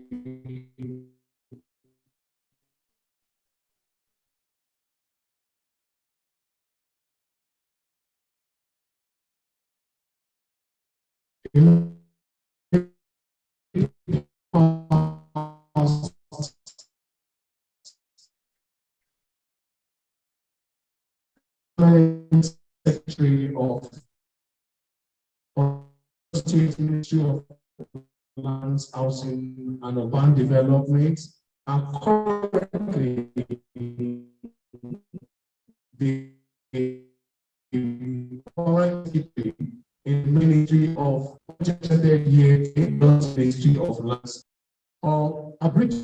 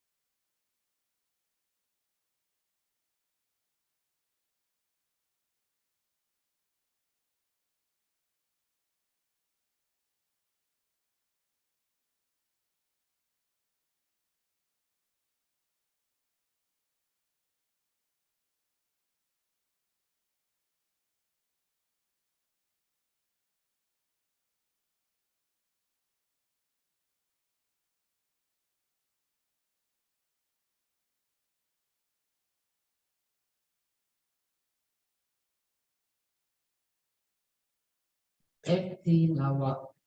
Yes, ST Lawa was born in the late 60s. He attended CSC Primary School in Tabale, Olubode, Ibadan. He had to transfer to CSC Grammar School, Orita Apere, Ibadan, Public School, in Lagos State, and proceeded to Yaba College of Technology, Lagos State, to study estate management. He finished HND also in estate management. Furthermore, he obtained a BSc in estate management at the Lead City Housing Development and Management. He is an associate member of Nigerian Institution of Estate Surveyors and Valuers, registered estate surveyor and valuer. A certified holder of the Emerging Lion Leader International, ELLI, Oyo State Government Merit Award recipients, Lion Clubs International, very well for me. He has attended several trainings and in the public service. He's currently the Director, Estate Town Planning and Survey at Oyo State Housing. Noble colleagues, I want you to thank to you, ESB ST Lawa.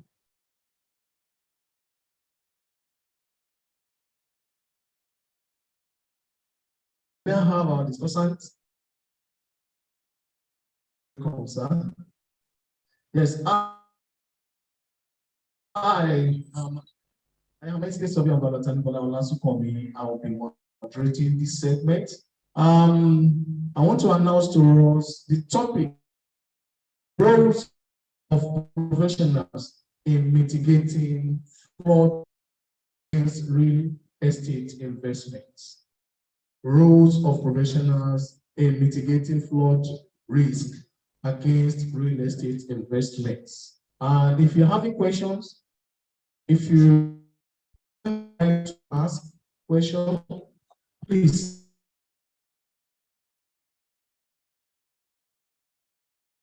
through any of the ushers to hands together for our discussants.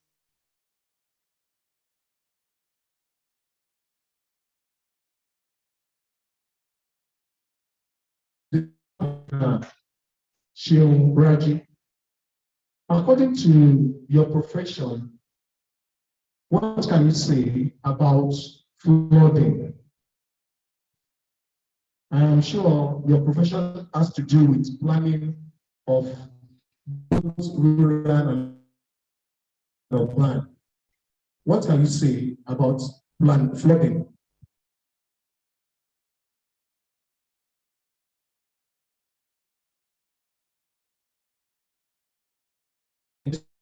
The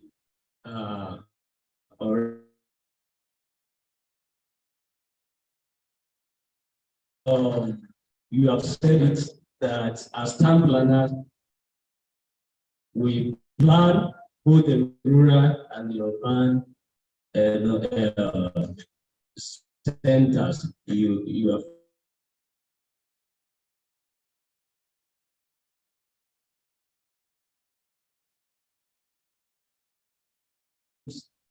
depending on the plan, you can call it spatial planning, urban regional, but I will prefer to use that in relation with flood, because the issue of flood, has been linked, with land use planning.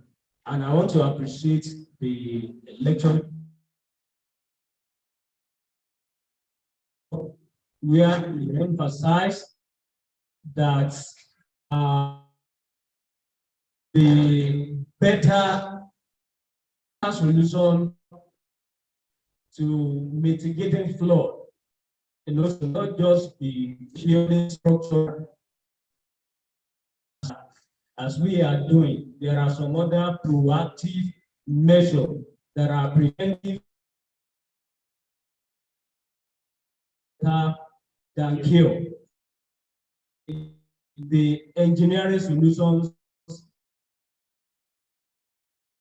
shown us, they are, they are protection, they are control, but land use planning, long-term planning, develop what we call a well preconceived, plan to order the use of land, which land is a scarce commodity, and there are many pressures that are competing, for land, and that has been from time immemorial. If you look at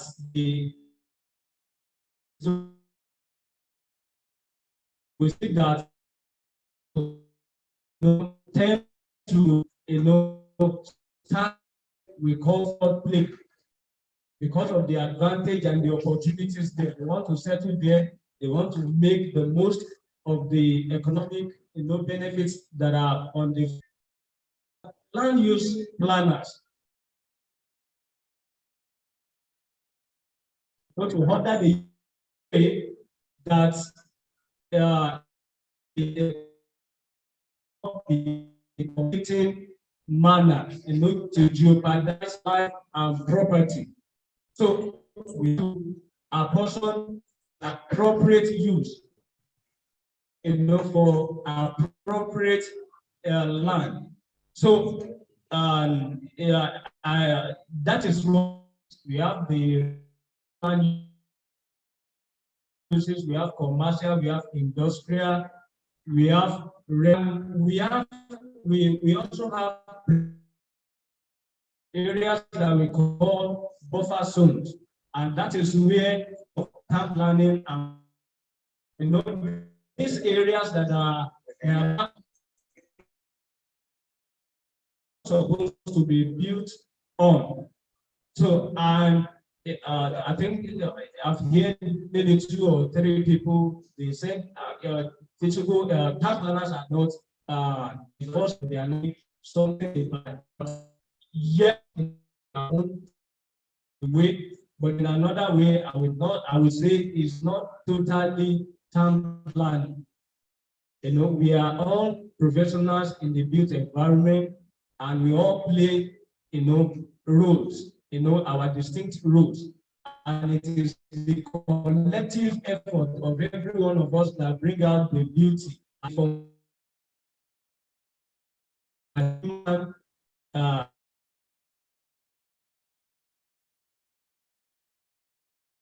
as we stop here, or do you welcome?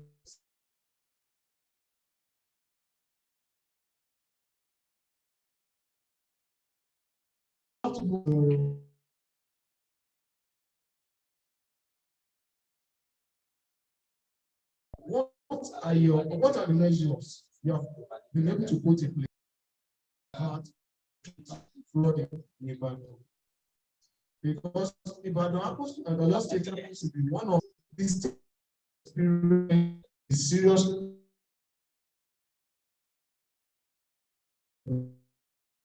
the director of Ibadan flood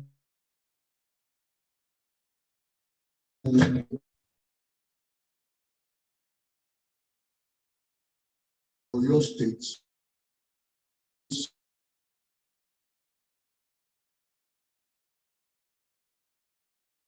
In 2022 by 9 months. I'm happy to let you know serious flooding in Ibadan. Efforts of Ibadan about management projects over the years. Please listen for that. Thank you for emphasis about flood as a result of the August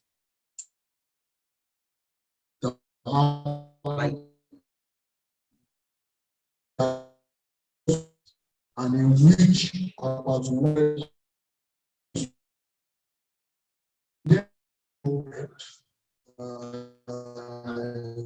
went to the World Bank to negotiate for the loan.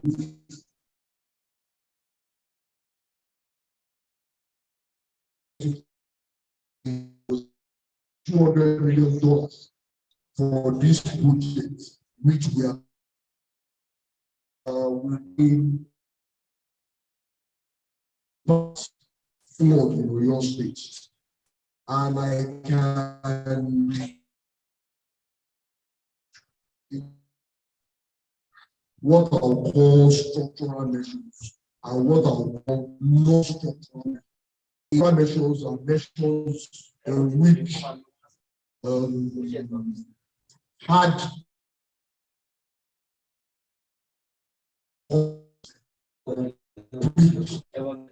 structural measures. And basically, this has been about channelization of rivers in Ibadan. So, a project, the first project that we had was what we called the 4 priority sites. And priority sites. After that flooding of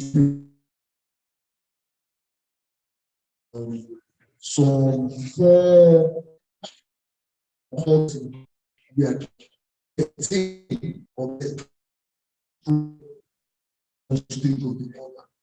So this agency or this project spent the first 3 years of its life building or totally replacing these 14 culverts and bridges. They are scattered everywhere. One of them very close to here. I don't know if anybody here lives at Odo.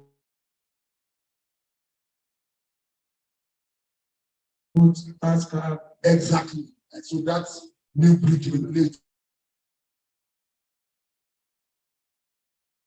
After that one, this project was designed to intervene, to channelize 5 rivers.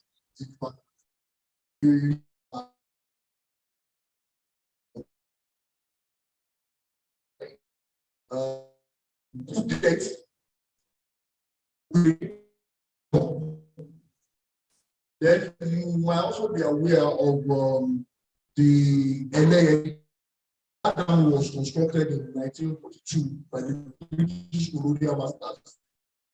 Till 3 years ago, it was never maintained. So the water dam away. So it was our agency who rebuilt the dam, and the dam is functioning right now. So those are, thank you, those are structural measures. Then we also have what we call non-structural measures. Professor Lale mentioned the fact that the channelization that we are doing right now is not sustainable, and just he is right as enough money to utilize all the things that could get flooded in a metropolis like Ibadan. You cannot channelize them all. I mean, you cannot do channelization for them. But you can only deal with the worst and try to manage the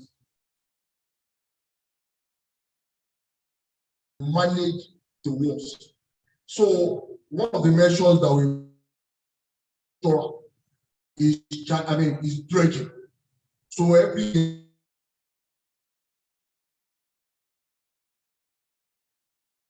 them. So for example, now from year 2016 to date, we have channelized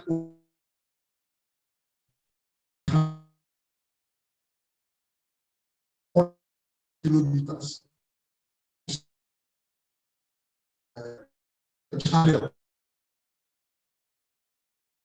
That's plenty, over 450 kilometers and everything. That is not structural. Then we have also mentioned the latest innovation.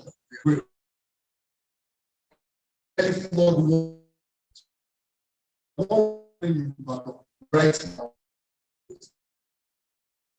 everywhere.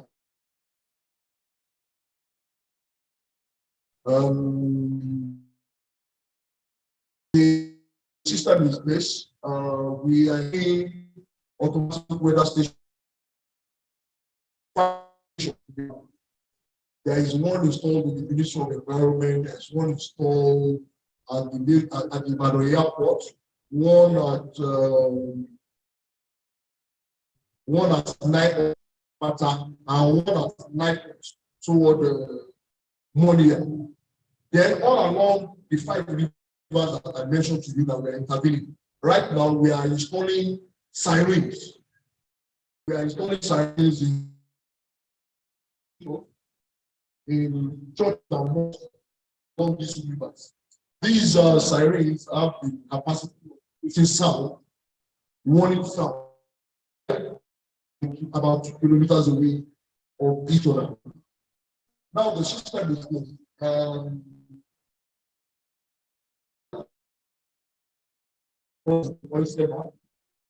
at the Ministry of Environment,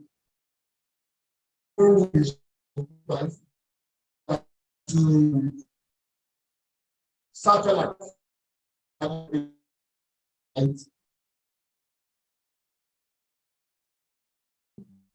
whether and how capable of also exactly. We have a memorandum of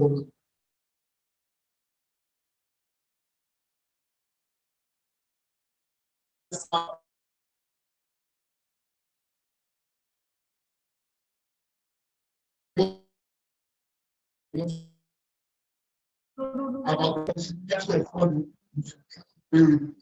72 hours.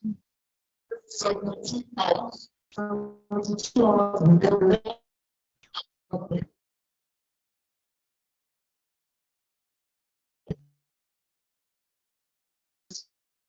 We spend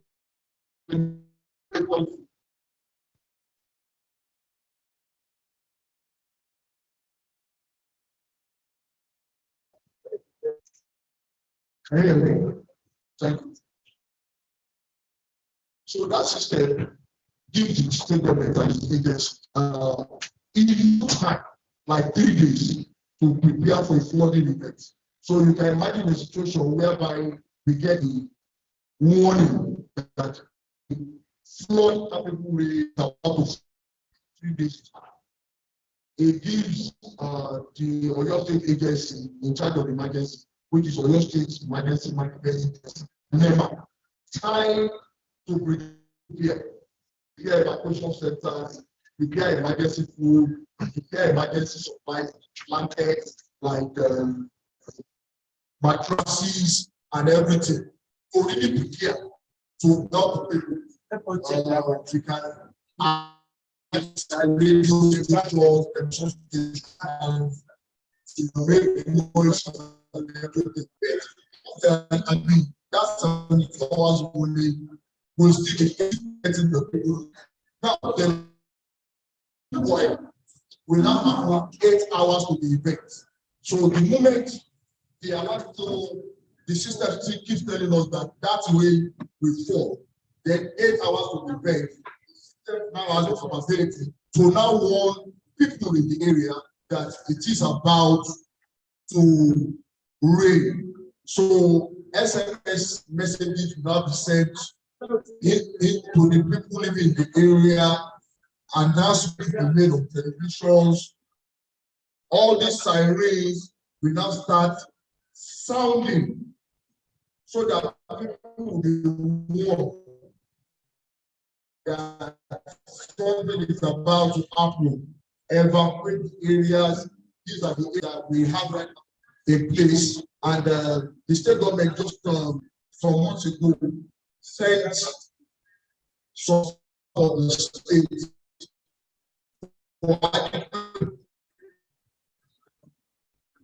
So this is summary as some of the measures we have in place right now to mitigate against flooding. Yes. Thank you very much. I am going to estate survey and value to issue that one. As an estate surveyor,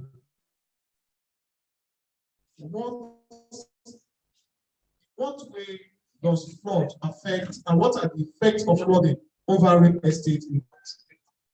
What are the effects of flooding over real estate?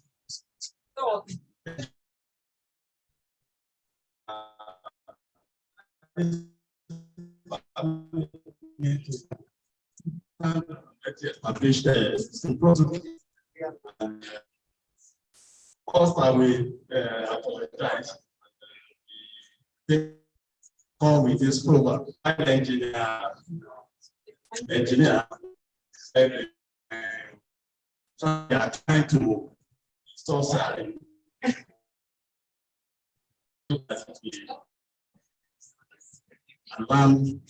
The alarm was when it is going to be flooded. Then we have a no local way of warning.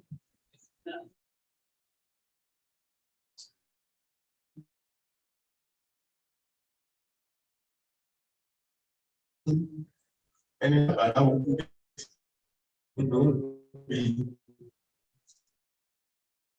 this is a warning on its own that okay, but once look at this place properly before you enter into it.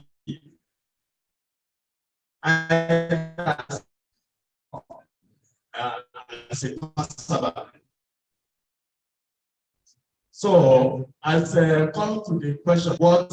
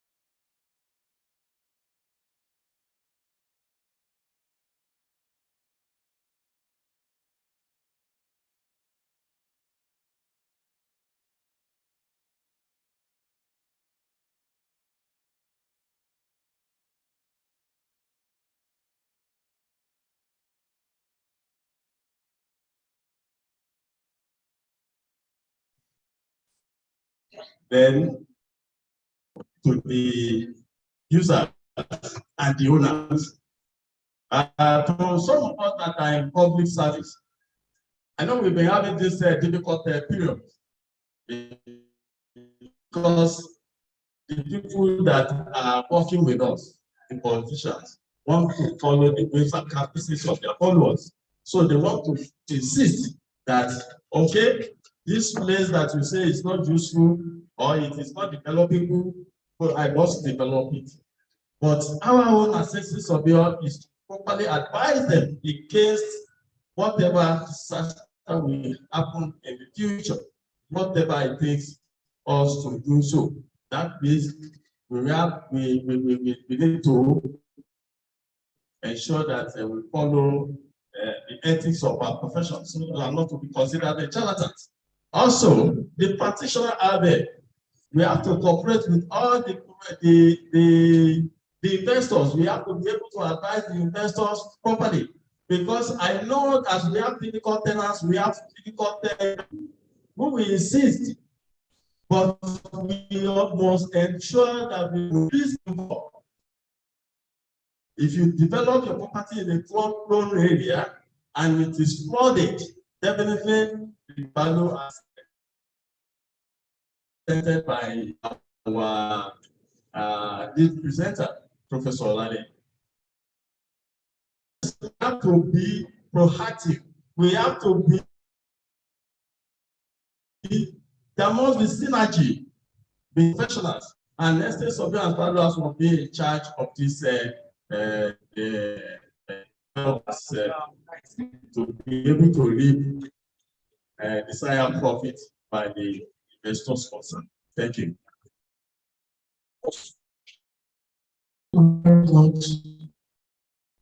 So, sir, coming to right.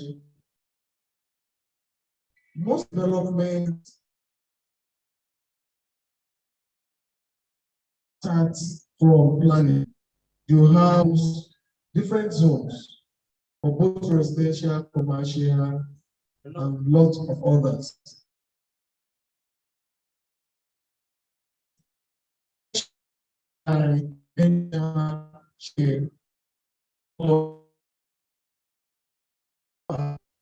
Flood, which lands and many properties damaged. After that, it was discovered that many people built along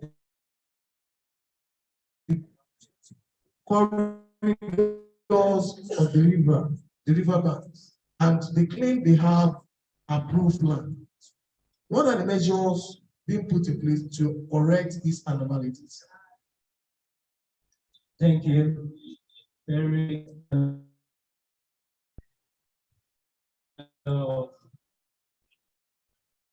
yeah, people build, like I've said, that floodplain is an attraction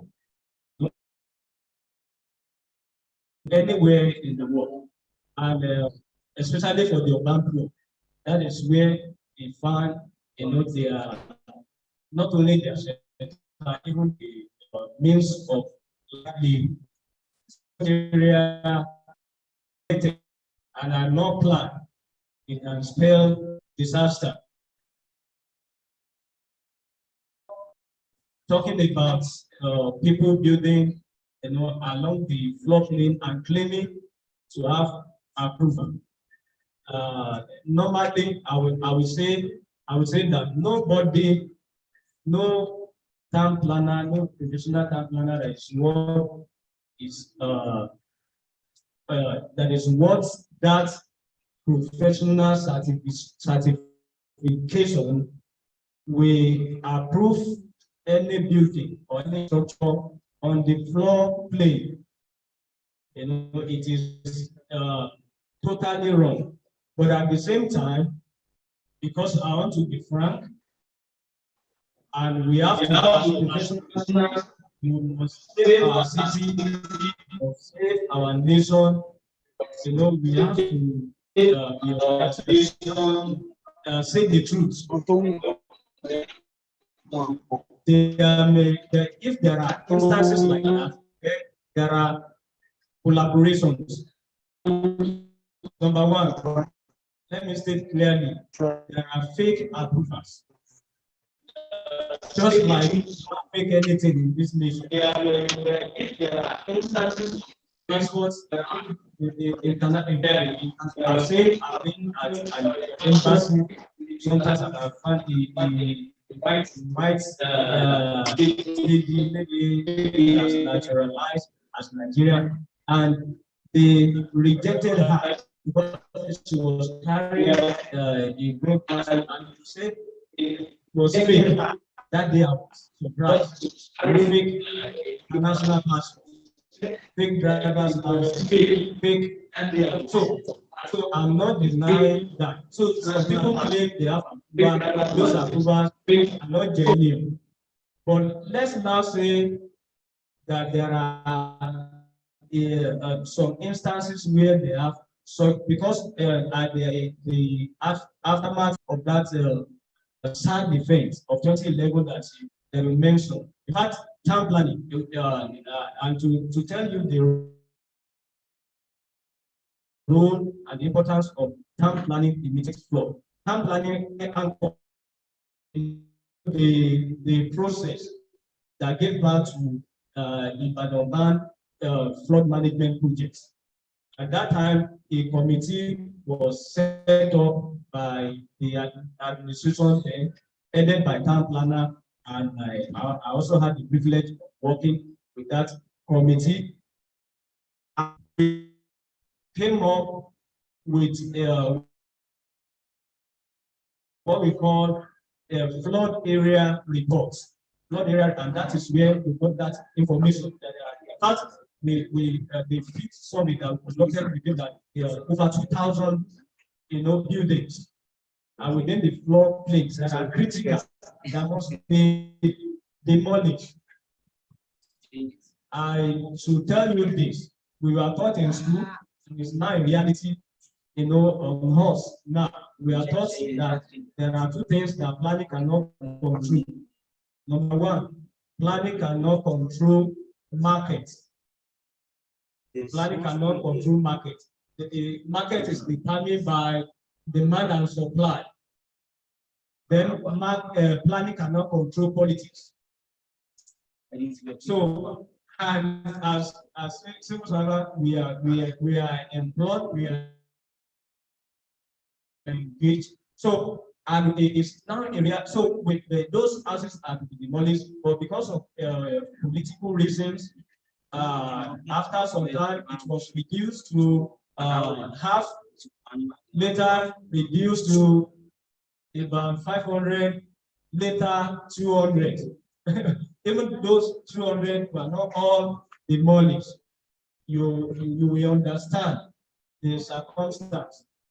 But I'm not excusing, some so-called professionals, that are not holding and are not loyal to the ethics of their calling. And in this regard, thank God this is a gathering of professionals.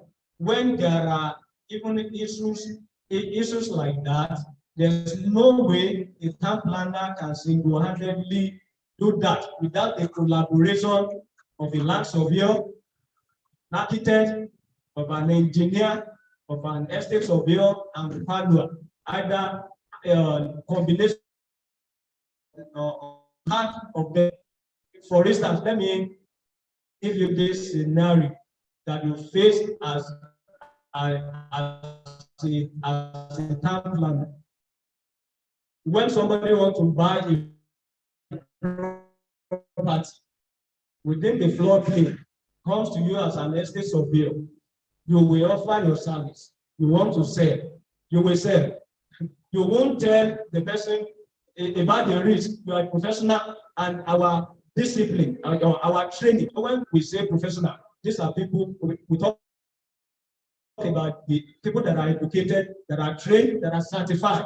So, and in the course of our training, we learn a bit of one another's field. So this is a floor plane. So you will not tell them Then it will go to the land surveyor. The land surveyor will not say, this is floodplain. They will do the survey plan. It goes to the architect. The architect will design, goes to the engineer, prepare the structural plan. Finally,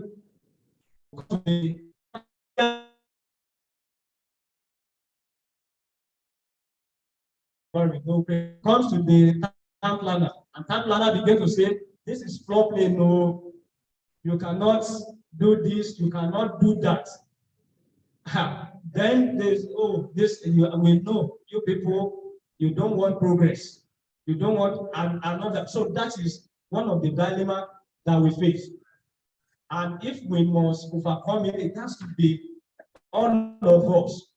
We travel, we go to places, and what you see them do with the floodplain, what you see them do with the floodplain, you even spend your money in the name of tourism, to enjoy those facilities. But when it comes here, that floodplain, all you want to do is to build shopping complex.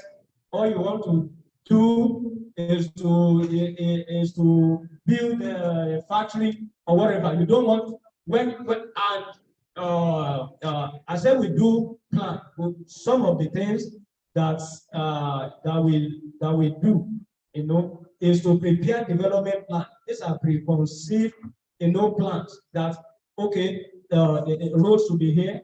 Then this should be for residential, this should be for industrial, after considering so many things, and this should be for recreational. This should not even be tampered with. This should be floodplain. The only things that are permitted there, no permanent structure is permitted. We can use it for recreation.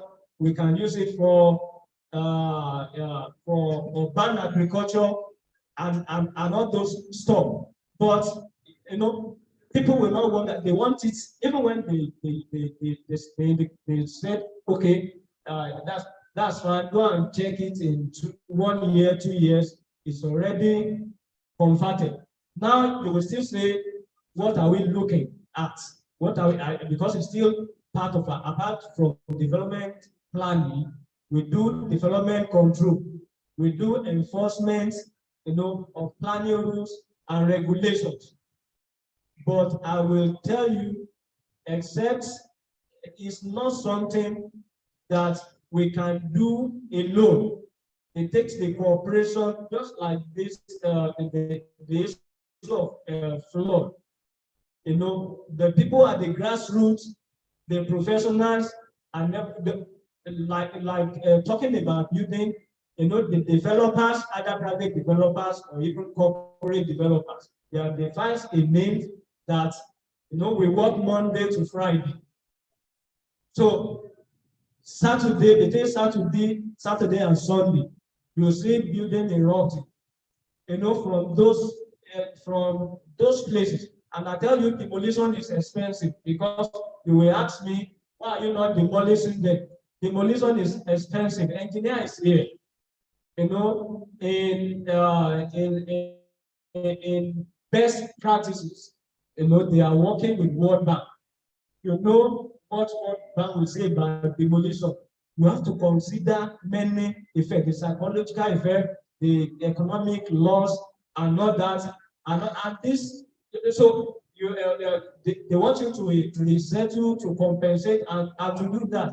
Even people who have deliberately violated, planning rules and regulations, and to get money, what government is faced with.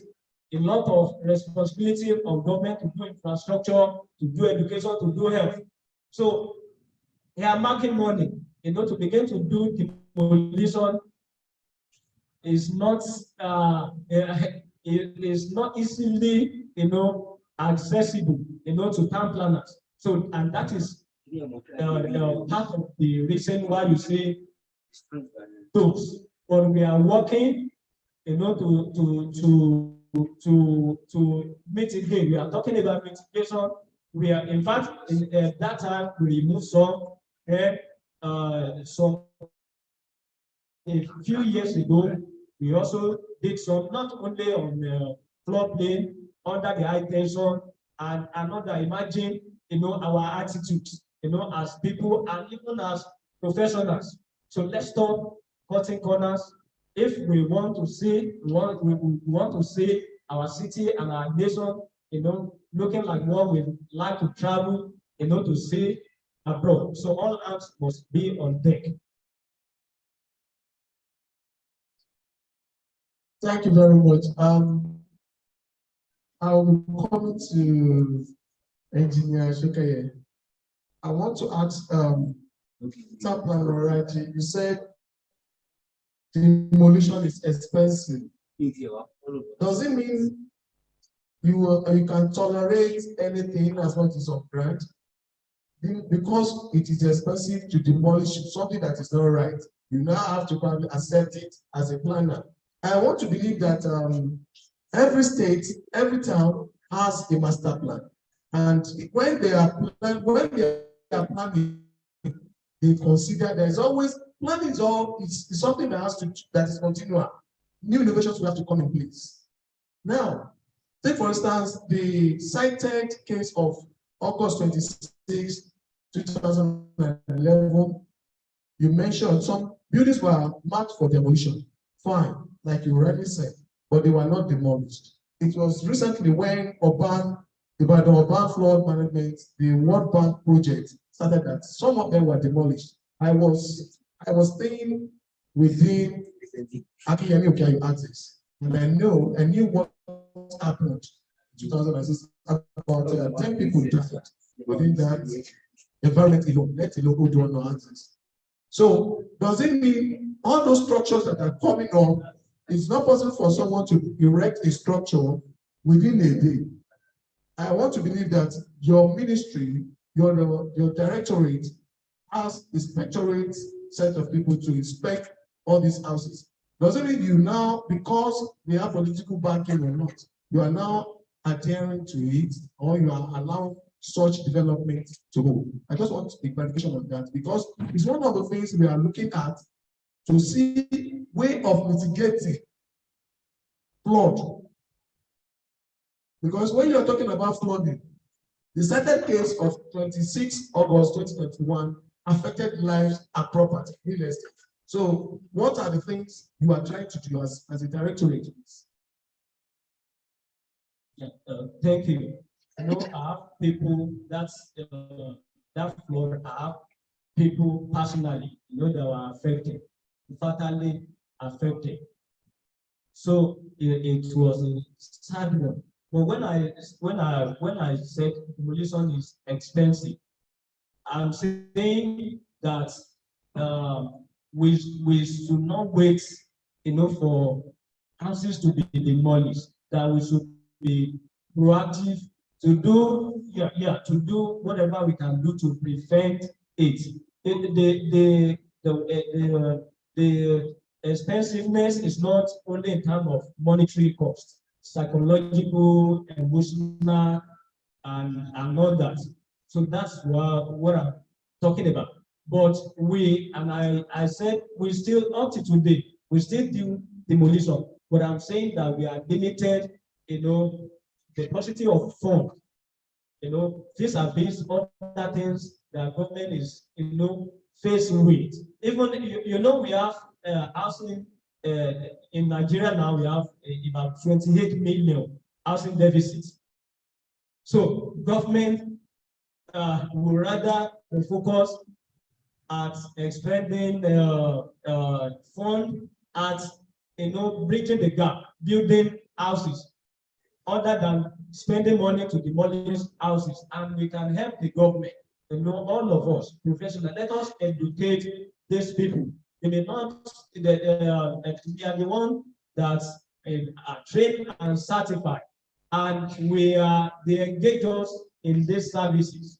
Let's tell them at the initial, okay, like the scenario I cite, see how much a developer or an investor will have invested consulting an estate surveyor, consulting architect, engineer, lawyer, now coming to the final bus stop, and you are saying you can't have your way.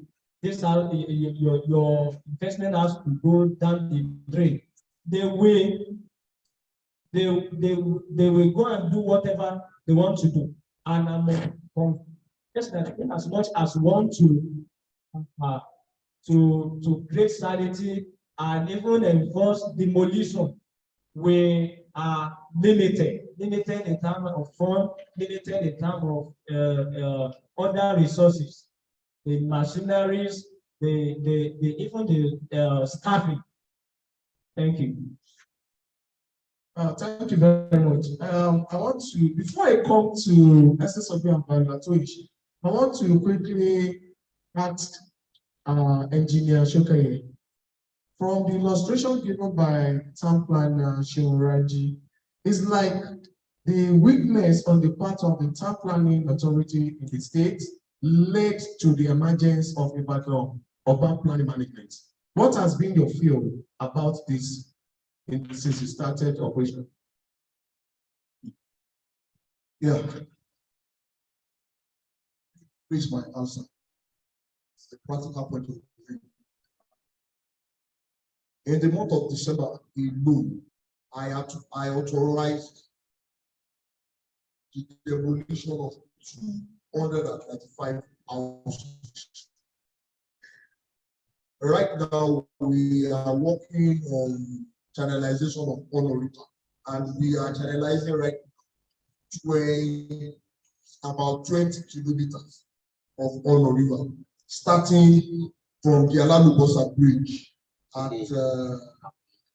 around 9 hots, and we are heading it at the Lagos Express, Lagos Expressway by Guru Marahaji. So along that route, in the month of December, like I said, we pulled down 225 houses. Now let me give you some statistics to show where the problems comes from and where we as professionals have to be very clear about what we call ourselves as professionals. None of the 295 buildings has a CO. None has CO. Only 10 as building approvals. All others, no building approval. 250 of them as survey plan. All of them have architectural and structural plans. So we might want to take it one by one. None of them can have CO because they were building on flooding plain, and there is no way such application will come to the Bureau of Fiscal Planning or the Ministry of Land, and it will be approved because they know there are master and there are rules. There are some distances in which it is not allowed for you to develop from the middle of the river. It is, it is rigidly followed by them. However, those people with building plan, when they brought those building plan to our office before we pulled them down, we discovered an anomaly. You see, CO is issued by the state government, while building plans are issued by local governments. Local governments know, but it's unfortunate that corruption in some of the civil servants allow the issuance of these building plans. So when the owners came and were insisting on the fact that they have building plans, we made checks over the authenticity. And I can confirm to you that there are records of the building plan at the local government offices, but none was filed at the Ministry of Land.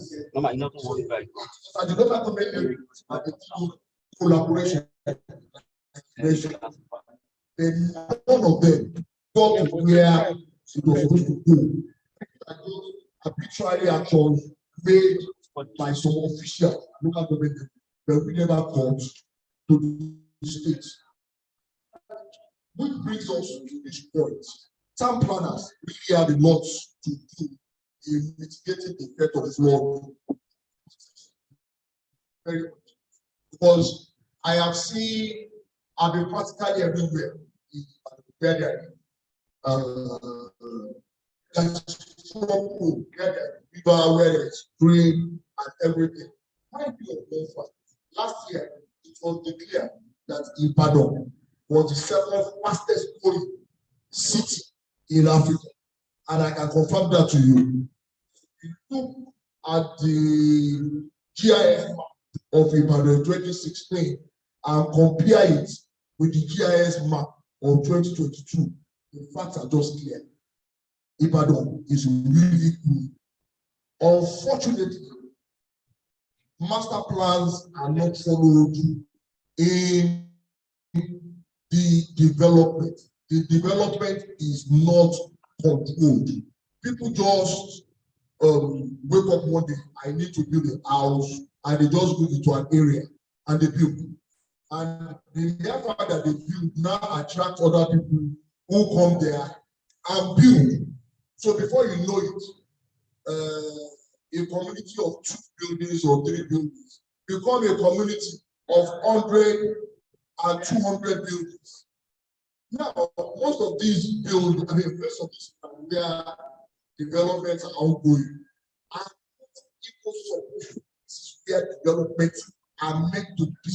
They are agricultural lands. Some of us were in the maybe in the 70s. These are places where people come to farm. The people can no longer go there to farm now because they have been converted into residential areas. And the conditions allow those lands are very cheap for people. You buy land within metropolis and they tell you bring 500,000, bring 1 million. And somebody tells you that you can build in an area where you can buy land of and people move there. So one of the main reasons that we have is poor town planning poor town planning control. Yes, there are master plans, but they are not poor, they are poorly controlled town planners. And I can't really blame them because of 2 reasons: political and social. Let me be honest, people are so attached to their building. We all remember that having shelter is one of the basic needs of men. Let me give you an example. We had to demolish some building within Oluyole Estate. And I can remember this man, he resisted, he doesn't want to go, he was begging, he was pleading. At the end of the day, he had no choice. We had to demolish the building. His building was bad. And I will give him 65 million. I will give you 65 million. Like just by the river. We gave him 65 million. Like just go. The man collected the 65 million on Monday, and he had spoke. He had spoke on Tuesday. He paid the money just to follow up. They just told us that the man was close. The man had spoke. So you understand? So it is not easy, like you said. Then number 2, there is no political way to enforce town planning company. You are a politician, you are the government, you are the chairman of local government. You are still going back in 4 years' time to ask for their votes to be re-elected. You understand?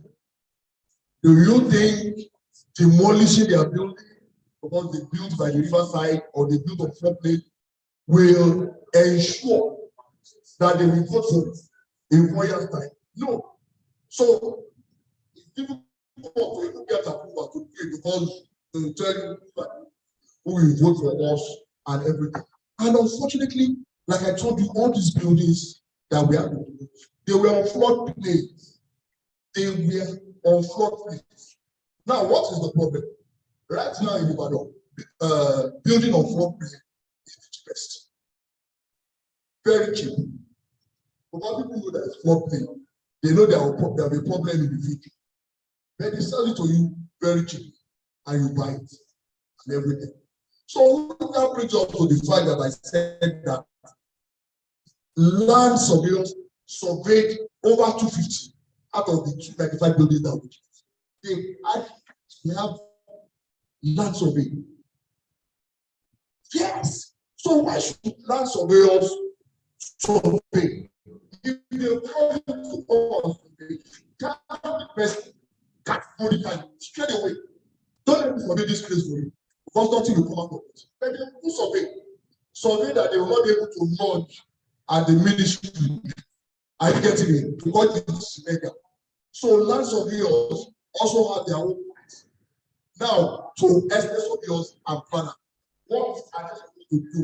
Let me give you another example. Again, there is somewhere in Oriole Estates where we have the collection of 6 or 7 buildings.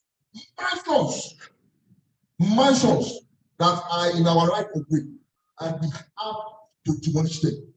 Mansions in the right of way that we have to about 7. I mean, when I got there, I was afraid because of how expensive those buildings will be. So upon inquiry, we get to know the owners of those buildings, and we discover that they are all in Ibadan. So I cannot even just go there with my caterpillar breaking down. I have to run to the governor that look okay. This is problem. I cannot break down these buildings. I mean, without your support. So the governor had to tell us, okay, go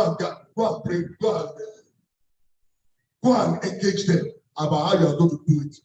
God also told us gently everything. Then what was so funny about the building? There was one of the buildings that we had to take land. The governor now said, go and get an estate valuer to value those 7 buildings so that we know the cost. We know what to do. Now, the particular building I wanted was valued to be at 98 million. Are you getting it? The one also funny was that the owner already knew what was about to happen. So he put it for sale. And one popular estate surveyor here in Ibadan advertised the building for sale. Are you getting it? He advertised it.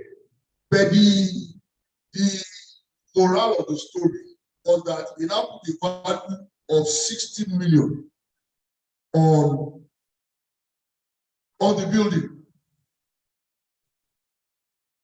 The estate valuer who valued for me that and for us valued it at 98. The estate valuer who wants to sell the building wants to sell at 6. So that is to my own advantage. Are you getting me? So I just called the estate valuer. You want to sell it at 4? I'll give you 6. I didn't naturally, I just say bring the owner. And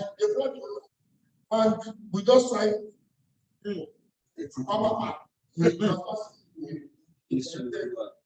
papers. That is what I'm trying to tell you. What are the estate manager doing? I asked myself, is it technical? You knew what was about to happen to that building. Yes. Everybody knew. The estate valuer knew. But the estate valuer was still ready to involve himself in that kind of thing. So, like you said, it is everybody. all professionals, land surveyors, town planners, say everyone. Are you getting it? As you I think our topic is right on point. Roles of professionals in mitigating flood risk in real estate investment. And I want to state that we have some people that are not registered estate surveyors and valuers parading themselves as estate surveyors and valuers. It's possible. It's in all profession. Please. Yeah, thank you. Estate surveyor and valuer. What are the ways to educate clients or property investors on developments, especially in flood-prone neighborhoods, to avert or avoid wastage of resources? Thank you so much. And it is not ethical for an estate surveyor to buy a property that has been marked for demolition and then see it on sale. That means that person is not honest. Now, the ways to educate our clients. I have said it ab initio that prior to development, prior to developing a property, an estate surveyor has that advisory role to the client. And that advisory role, if done properly, the client will also be able to achieve maximum benefits. And that maximum benefit in its own way, one should be able to convince the client properly. And that is why I said, at that point in time, when you are gathering all the professionals involved, this is where you begin to educate your clients that, okay, these are the advantages you are going to achieve if you follow this from architect, from the town planner, from the engineer, and the land surveyor. You know, following the rules, the setback, we always give you good design at the end of the day, so that you will not fall victim of what has just been said, that building on a flood-prone area, when it is time to demolish a property and you are begging, or you don't have a building plan, you don't have a registered survey, and yet you don't have a CFO, you will expect a good value to be ascribed on your property. That is not done anywhere. And as a matter of fact, when you are doing that as well, remember that one of the way of mitigating the flood risk is insurance, either proof or prior to the flood disaster. When you insure your property, you are going to reap the maximum benefit. But if you refuse to insure it, or you develop in a flood-prone area, no insurance company will want to go into that kind of transaction.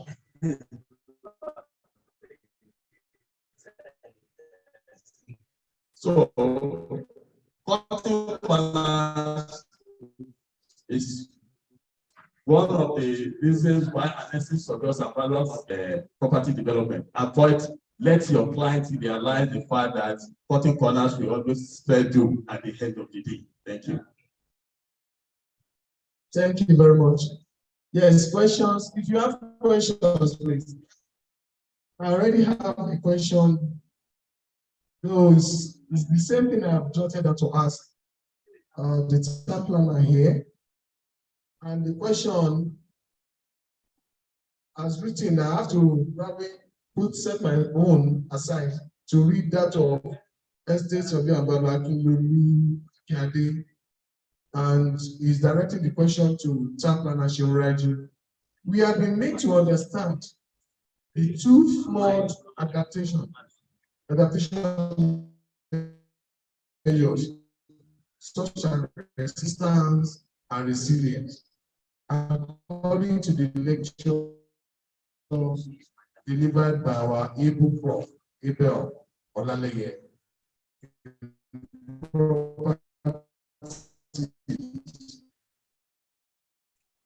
The question now is there any tool or tools that can be used to solve flood problems in the society as an urban and regional planner flooding? That's the question. There are tools. You know, this city part of city on 3 tripods. I don't know whether I can say that because there is drainage master plan, there is waste management master plan, and there is Ibadan City master plan. So they go together because when we at the inception of the project, we identify 3 causes of this flooding, and one of them is that most of the drains, the channels are being blocked. So there is need for drainage master plan. Then another thing is that the issue of waste management. When you look at the things that are blocking the drain, you say solid waste, is a major one. So then that informs the solid waste master plan. Then of course, we saw that people are building on floodplain, adversarial development, then that informs the Ibadan City master plan. Now, under the Ibadan City master plan, I think in chapter 3 of the master plan, is part of it devoted to planning strategy for the flood-prone areas. And our major rivers, the Honor River, the Onara River, taken care of. So we saw that there are naturally there are buffer zones in along those flood corridor, and they are to be preserved, not to be built upon. But because of the rate of urbanization, the issue of urbanization is a global issue. So as population is increasing, demand for land is increasing, people just want to be in the rural urban migration, everybody wants to be in the city. So now putting pressure on these preservation areas. So, but in the city master plan, 2 flood prone areas are identified. One is the low land areas that are low, either by depression, either natural depression, or by as a result of excavation, mining activities, and all that. So there are areas like that, and there are areas that are just floodplain corridors. So the master plan proposes urban agriculture, for those areas. So that is one of the 2. If we can, all we need is to enforce it. And so urban agriculture, then both for the urban area, because there are flood corridor in the urban center where we have the 5 local government. There is flood plain also in the hinterland where we have the 6 local governments. So within the city, we are proposing urban agriculture where we can horticulture, gardening, and all that. And that is part of the role of the professionals. We have to educate people, enlighten them. Because you don't just say about agriculture that people are not used to. So we have to come to their level, do advocacy, and let them realize that this is what works for this area. Then in the hinterland, where we have the forest, even though those areas are being encroached upon gradually now, but those areas in the master plan are marked for recreational activities. Then even if they're going to be building in some part of it, there are going to be things like resource centers, hotels that people, tourists can come and lodge around those places, and they will be controlled. They will be controlled, they will be monitored. So there is solution, and that's called under resilience, not the non-resistant. It's resilience because it's proactive, is preconceived. Then in some parts in the developed world, especially in Europe, there's something they practice now that they call rooftop garden or green roof or rooftop garden. It's an option.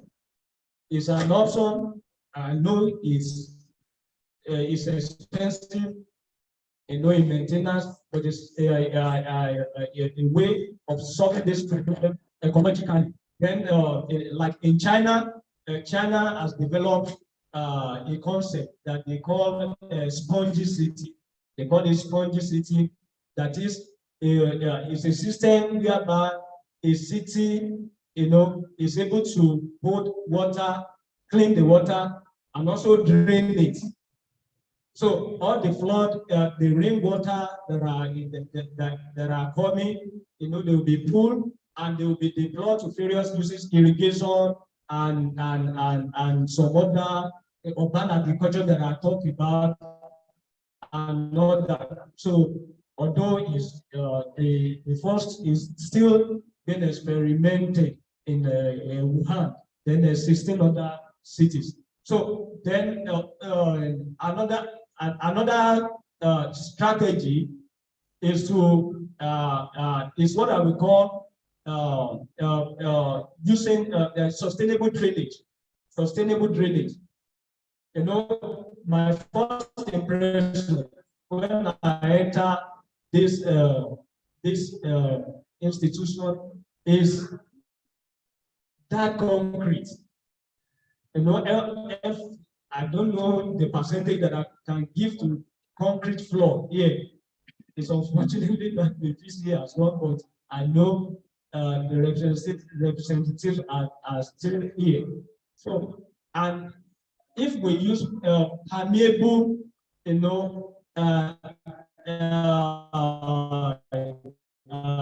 material, we call it soft landscape. This one is hard landscape. Landscape vegetation is able to retain water, is able to infiltrate it, and to improve, water yield. Most of this concrete, they are affecting us. In area where they get water, you see they are not getting water because those vegetations, they are doing a lot, for us. So sustainable drainage is another one. And lastly, because of time, I will also mention, personal action is also a tool. That is, you and I will begin to take proactive action. Look at your compound. Look at your compound. What have you done to it? Do you have your drainage? Under the building regulations, you are everything we say government. The frontage of your house, you are supposed to do your drainage. The other person connect to it. The other person connect to it. So, and part of the personal action is also we have families, that hold large land. Let's make sure we lay them out professionally. Even if, as a city, we have not started implementing the city master plan, which I believe we soon do, on that fragmented, family holdings.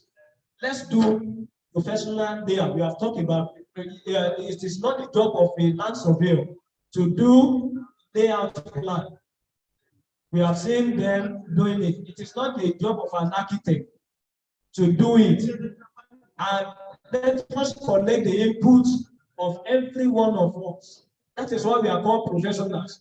We should be able to offer our clients, solid, advice. We should be able to guide them.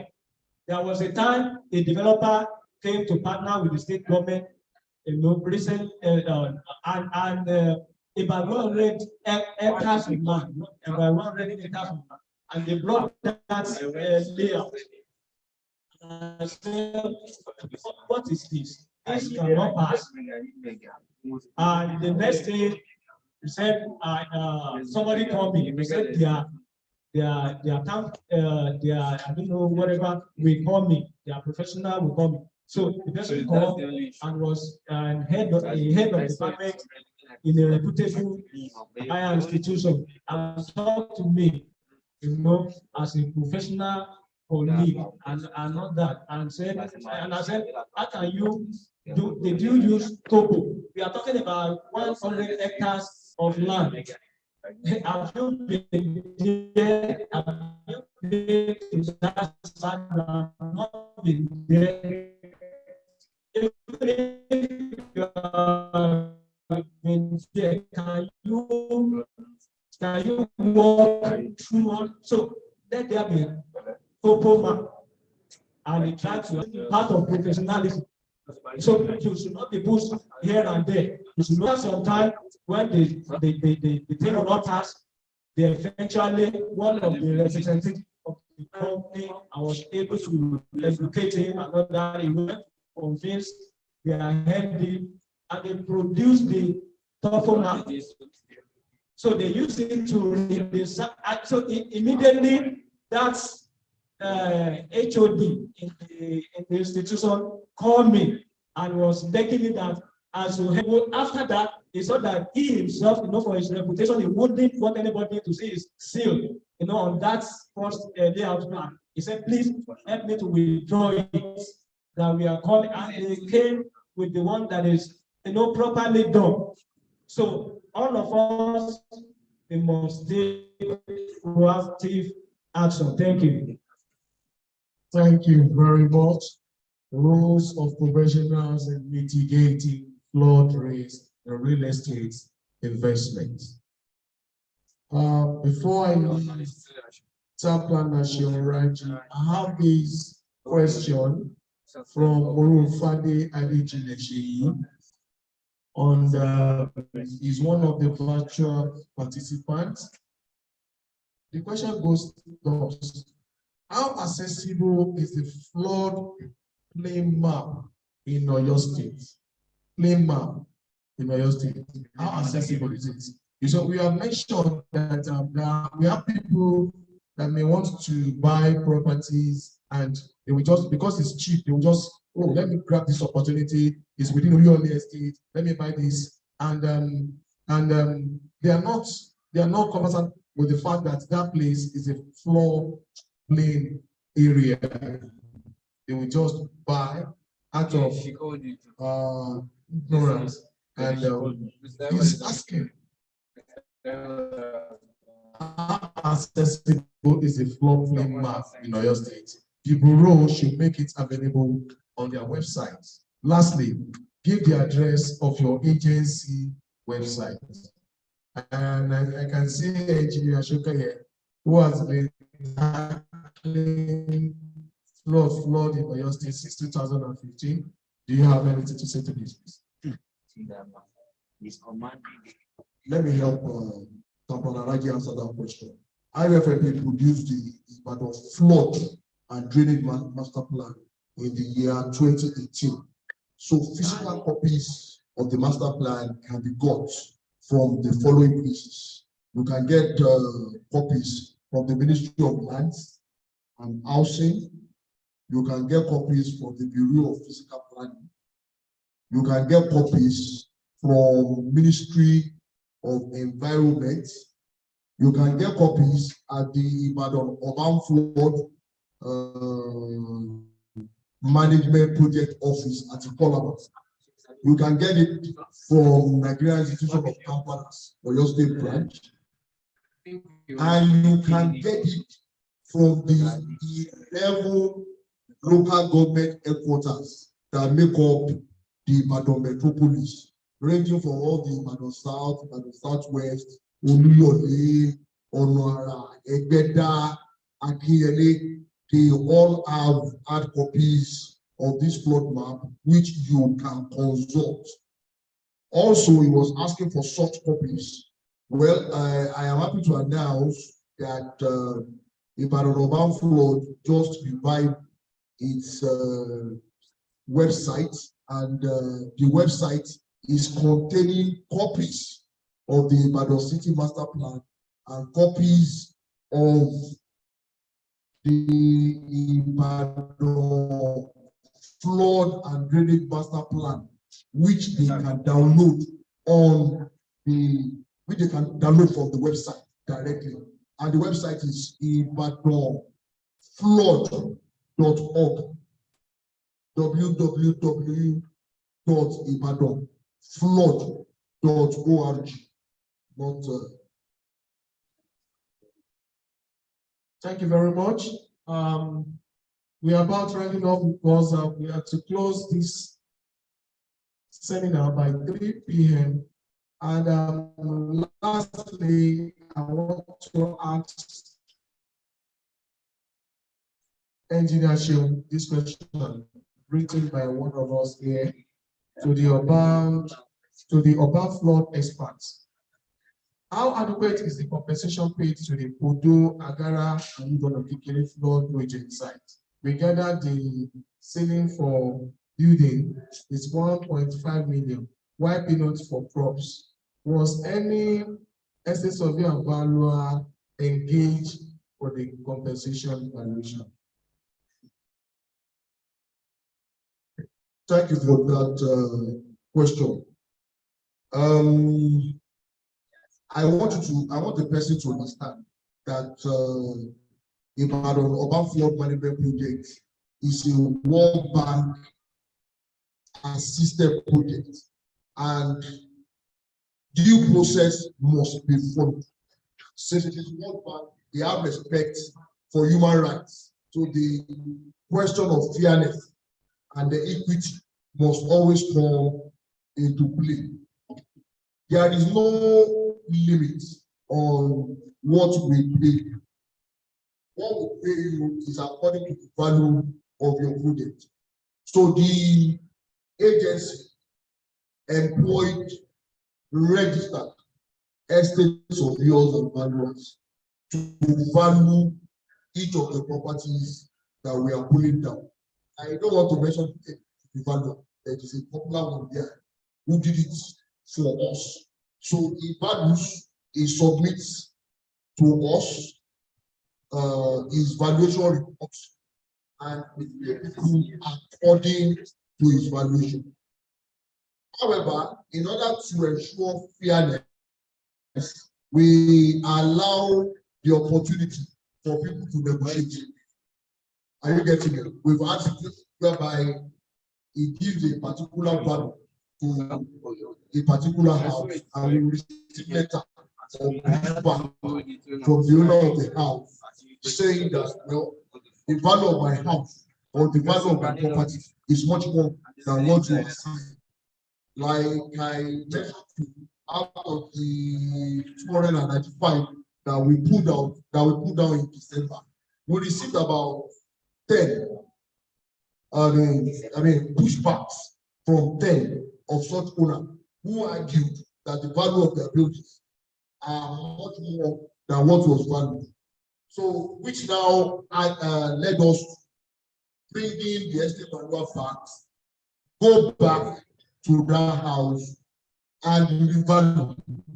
There are instances whereby maybe when the estate valuer went to value the house, maybe the owner of the house was not around.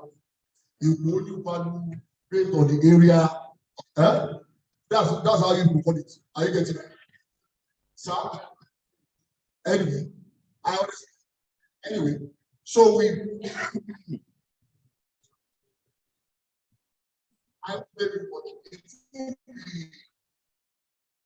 everybody who open up the crew to see whether the ceiling is ordinary ceiling board or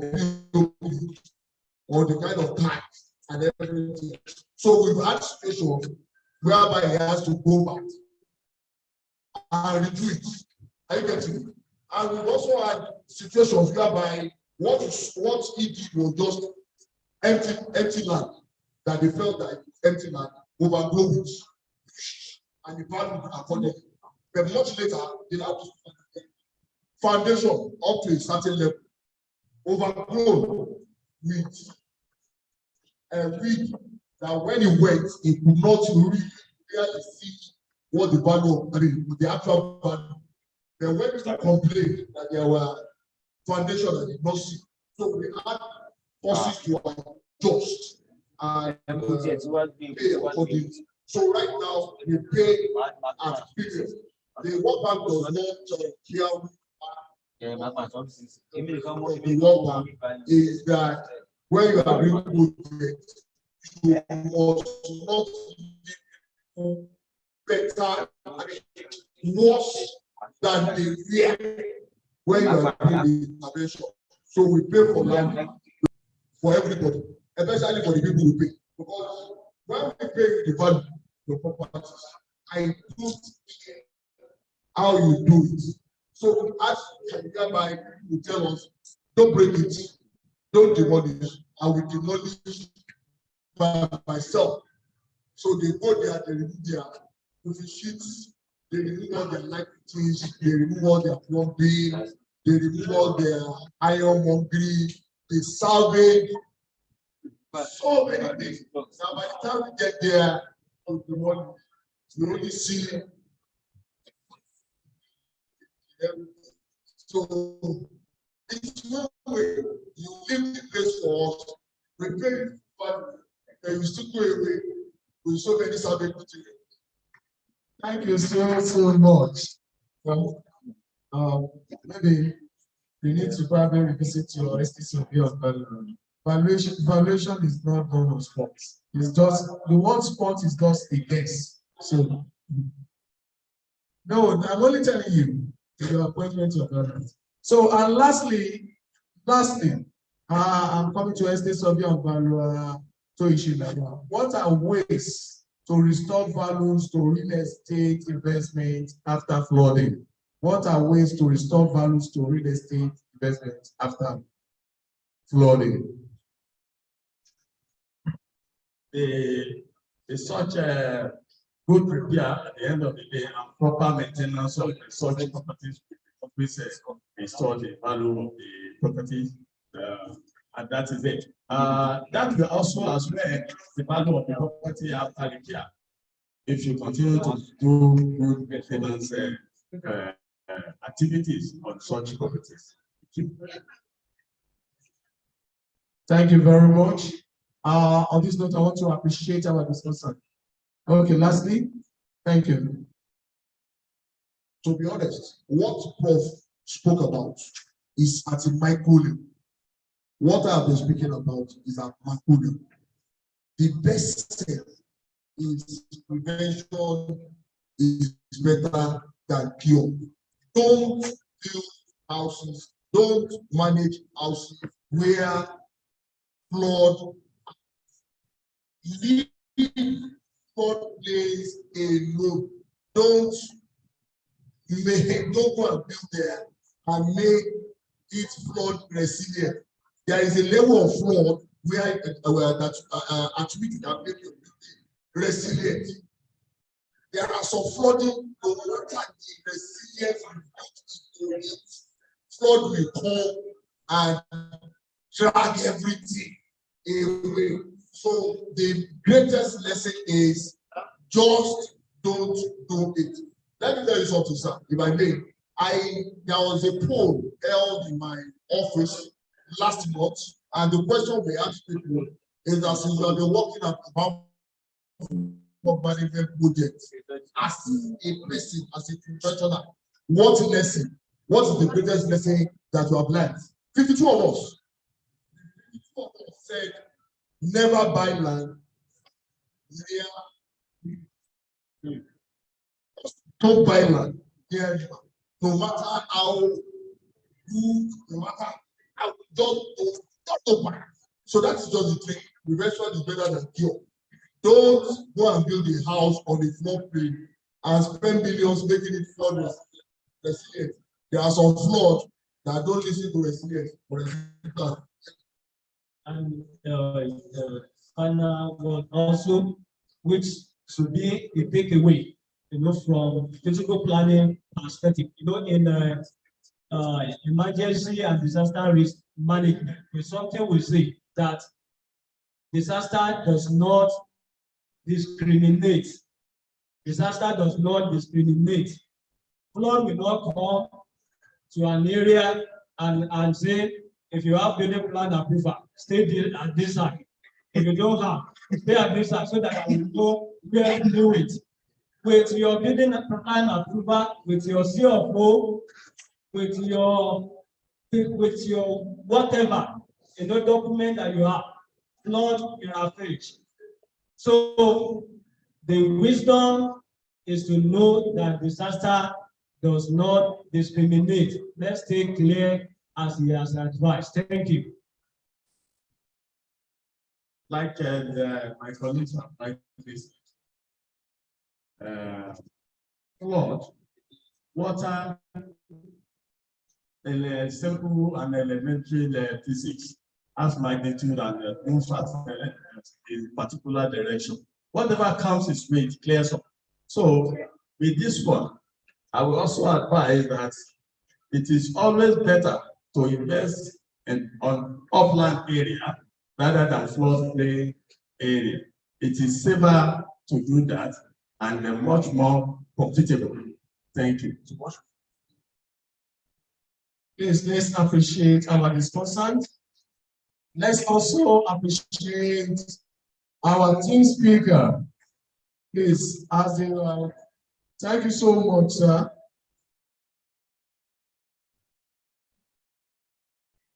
Thank you so much, sir.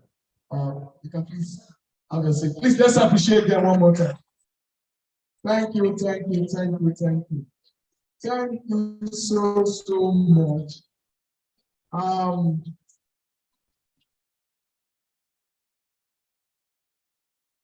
Well, without much ado, I want to invite the chairman of the branch Mcpd committee, Estate Surveyor and Valuer, Lola Adeyemo, for the vote of thanks, please.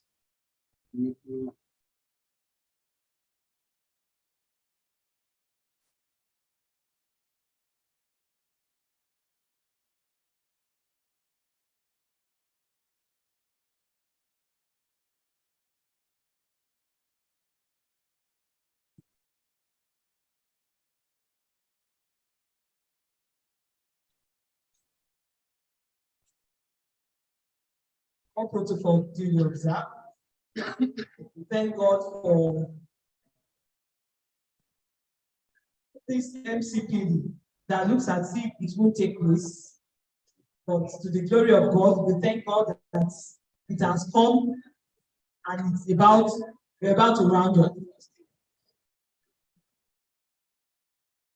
Want to appreciate our esteemed host, the DCT University, the Vice Chancellor, the Provost of the School of Postgraduate Studies, Dean of Faculty, the HOD, who is a member of this organizing committee, the staff, and the students who have been of great support since yesterday. Want to appreciate Nigeria Institution of Estate Surveyors and Valuers, the president, the John Boo, Nabzesha, the Mcpd president, national president, Niesv Emmanuel Ma, our very own branch chairman, Niesv Shehu Adebayo, the Mcpd committee of the branch. Want to appreciate them for their effort, all the hard work put into this program for the success of this program. Want to appreciate the fellow in the house that took time off their busy schedule, despite the fact that there is no work.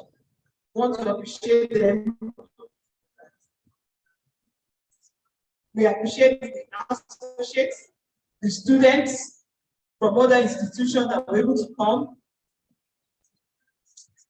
And want to appreciate all our resource persons. They've done wonderfully well. I did speaker. By the time I was like, wow, was able to differentiate between resilient measures and resistant measures. He said things that we might know that, and we don't even know it is right. Thank God, the whole of my compound is not paid. I'll go back home and tell my husband so that we will not have to be risk of flooding. Want to appreciate you.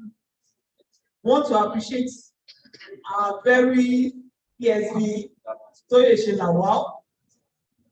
Thank you for coming. We appreciate representative of TPL Bashiru, person of TPL Sheuraji. Thank you for coming. Want to appreciate Engineer Shoke, disturbed me a lot, but was responding.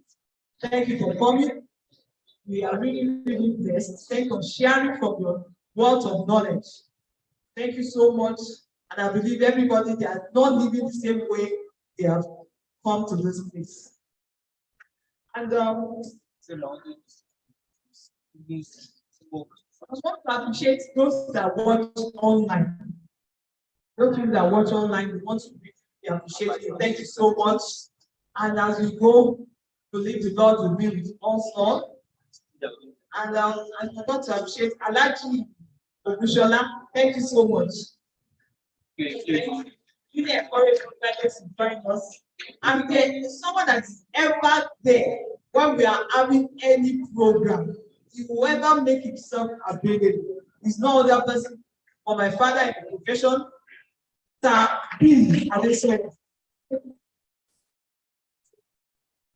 someone that is mentoring me since all these days. I want to appreciate you, ESV. Temola, thank you very much, sir. We appreciate our rapporteur. Please, a round of applause for them. They had to be there all through. Thank you very much. God bless you. Thank you for making yourself available. And really, if I don't appreciate especially every member of this committee, some actually had to go to Lagos all the whole day on Friday. Every member of this committee have been working. They came here to clean this place, arrange this place. They work back to back. They are wonderful. Thank you very much, all members of this committee. That is why this MCT was able to come to be. Thank you so much. God bless you all. And we wish everybody safe journey to their destination.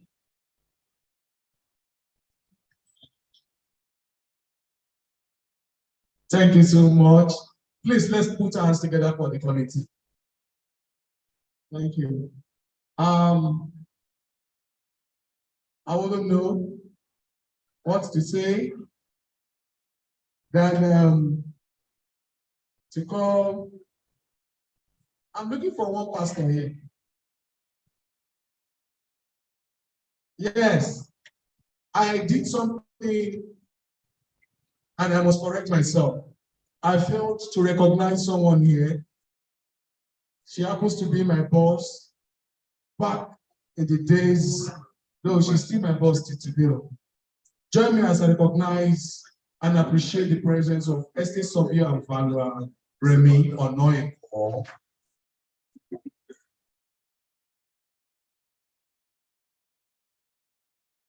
My idea. So you don't come late to us. Mr. Chairman, sir, your permission to call on someone to give us the closing prayer. Mr. Chairman, thank you, sir.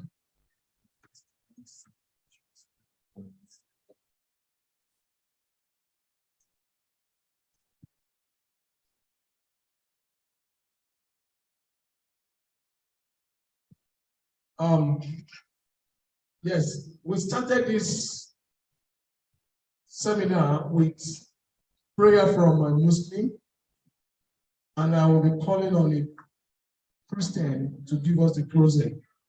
However, I want to announce that the prayer to appreciate our resource person and the discussants will be made available to them, will be presented to them in their office. Please pardon us. We experienced a delay during the course of the production. Please, apologies for that.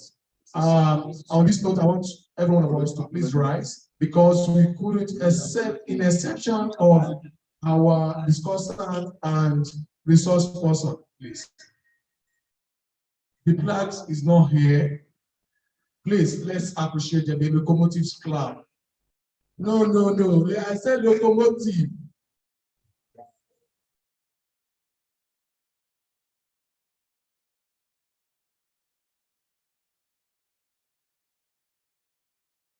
Thank you. We'll make it available. I want to invite Estate Surveyor and Valuer Remy Onoyeko for the closing prayer.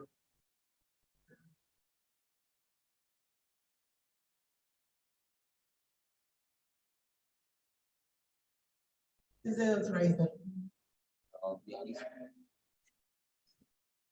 I must exalted Father, we thank you for this time of sharing. We thank you for everything we have learned. We thank you for all the resources. We thank you for everyone that made this program a success. Father, we seriously know the glory and honor in Jesus' name. As we lead here, we thank you because the presence. Thank you for safety, for everyone in Jesus' name. Thank you. Please, we appreciate you all. Please, let's give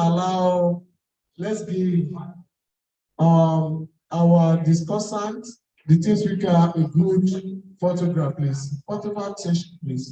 All past chairmen.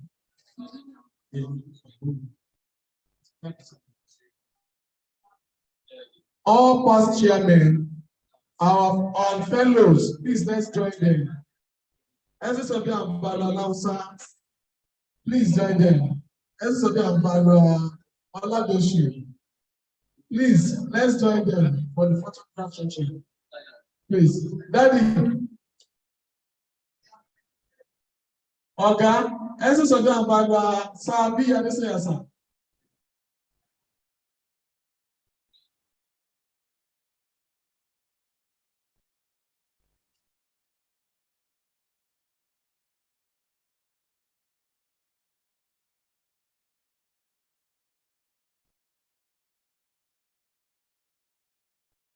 Estate Surveyor and Valuer, Lola Adeyemo.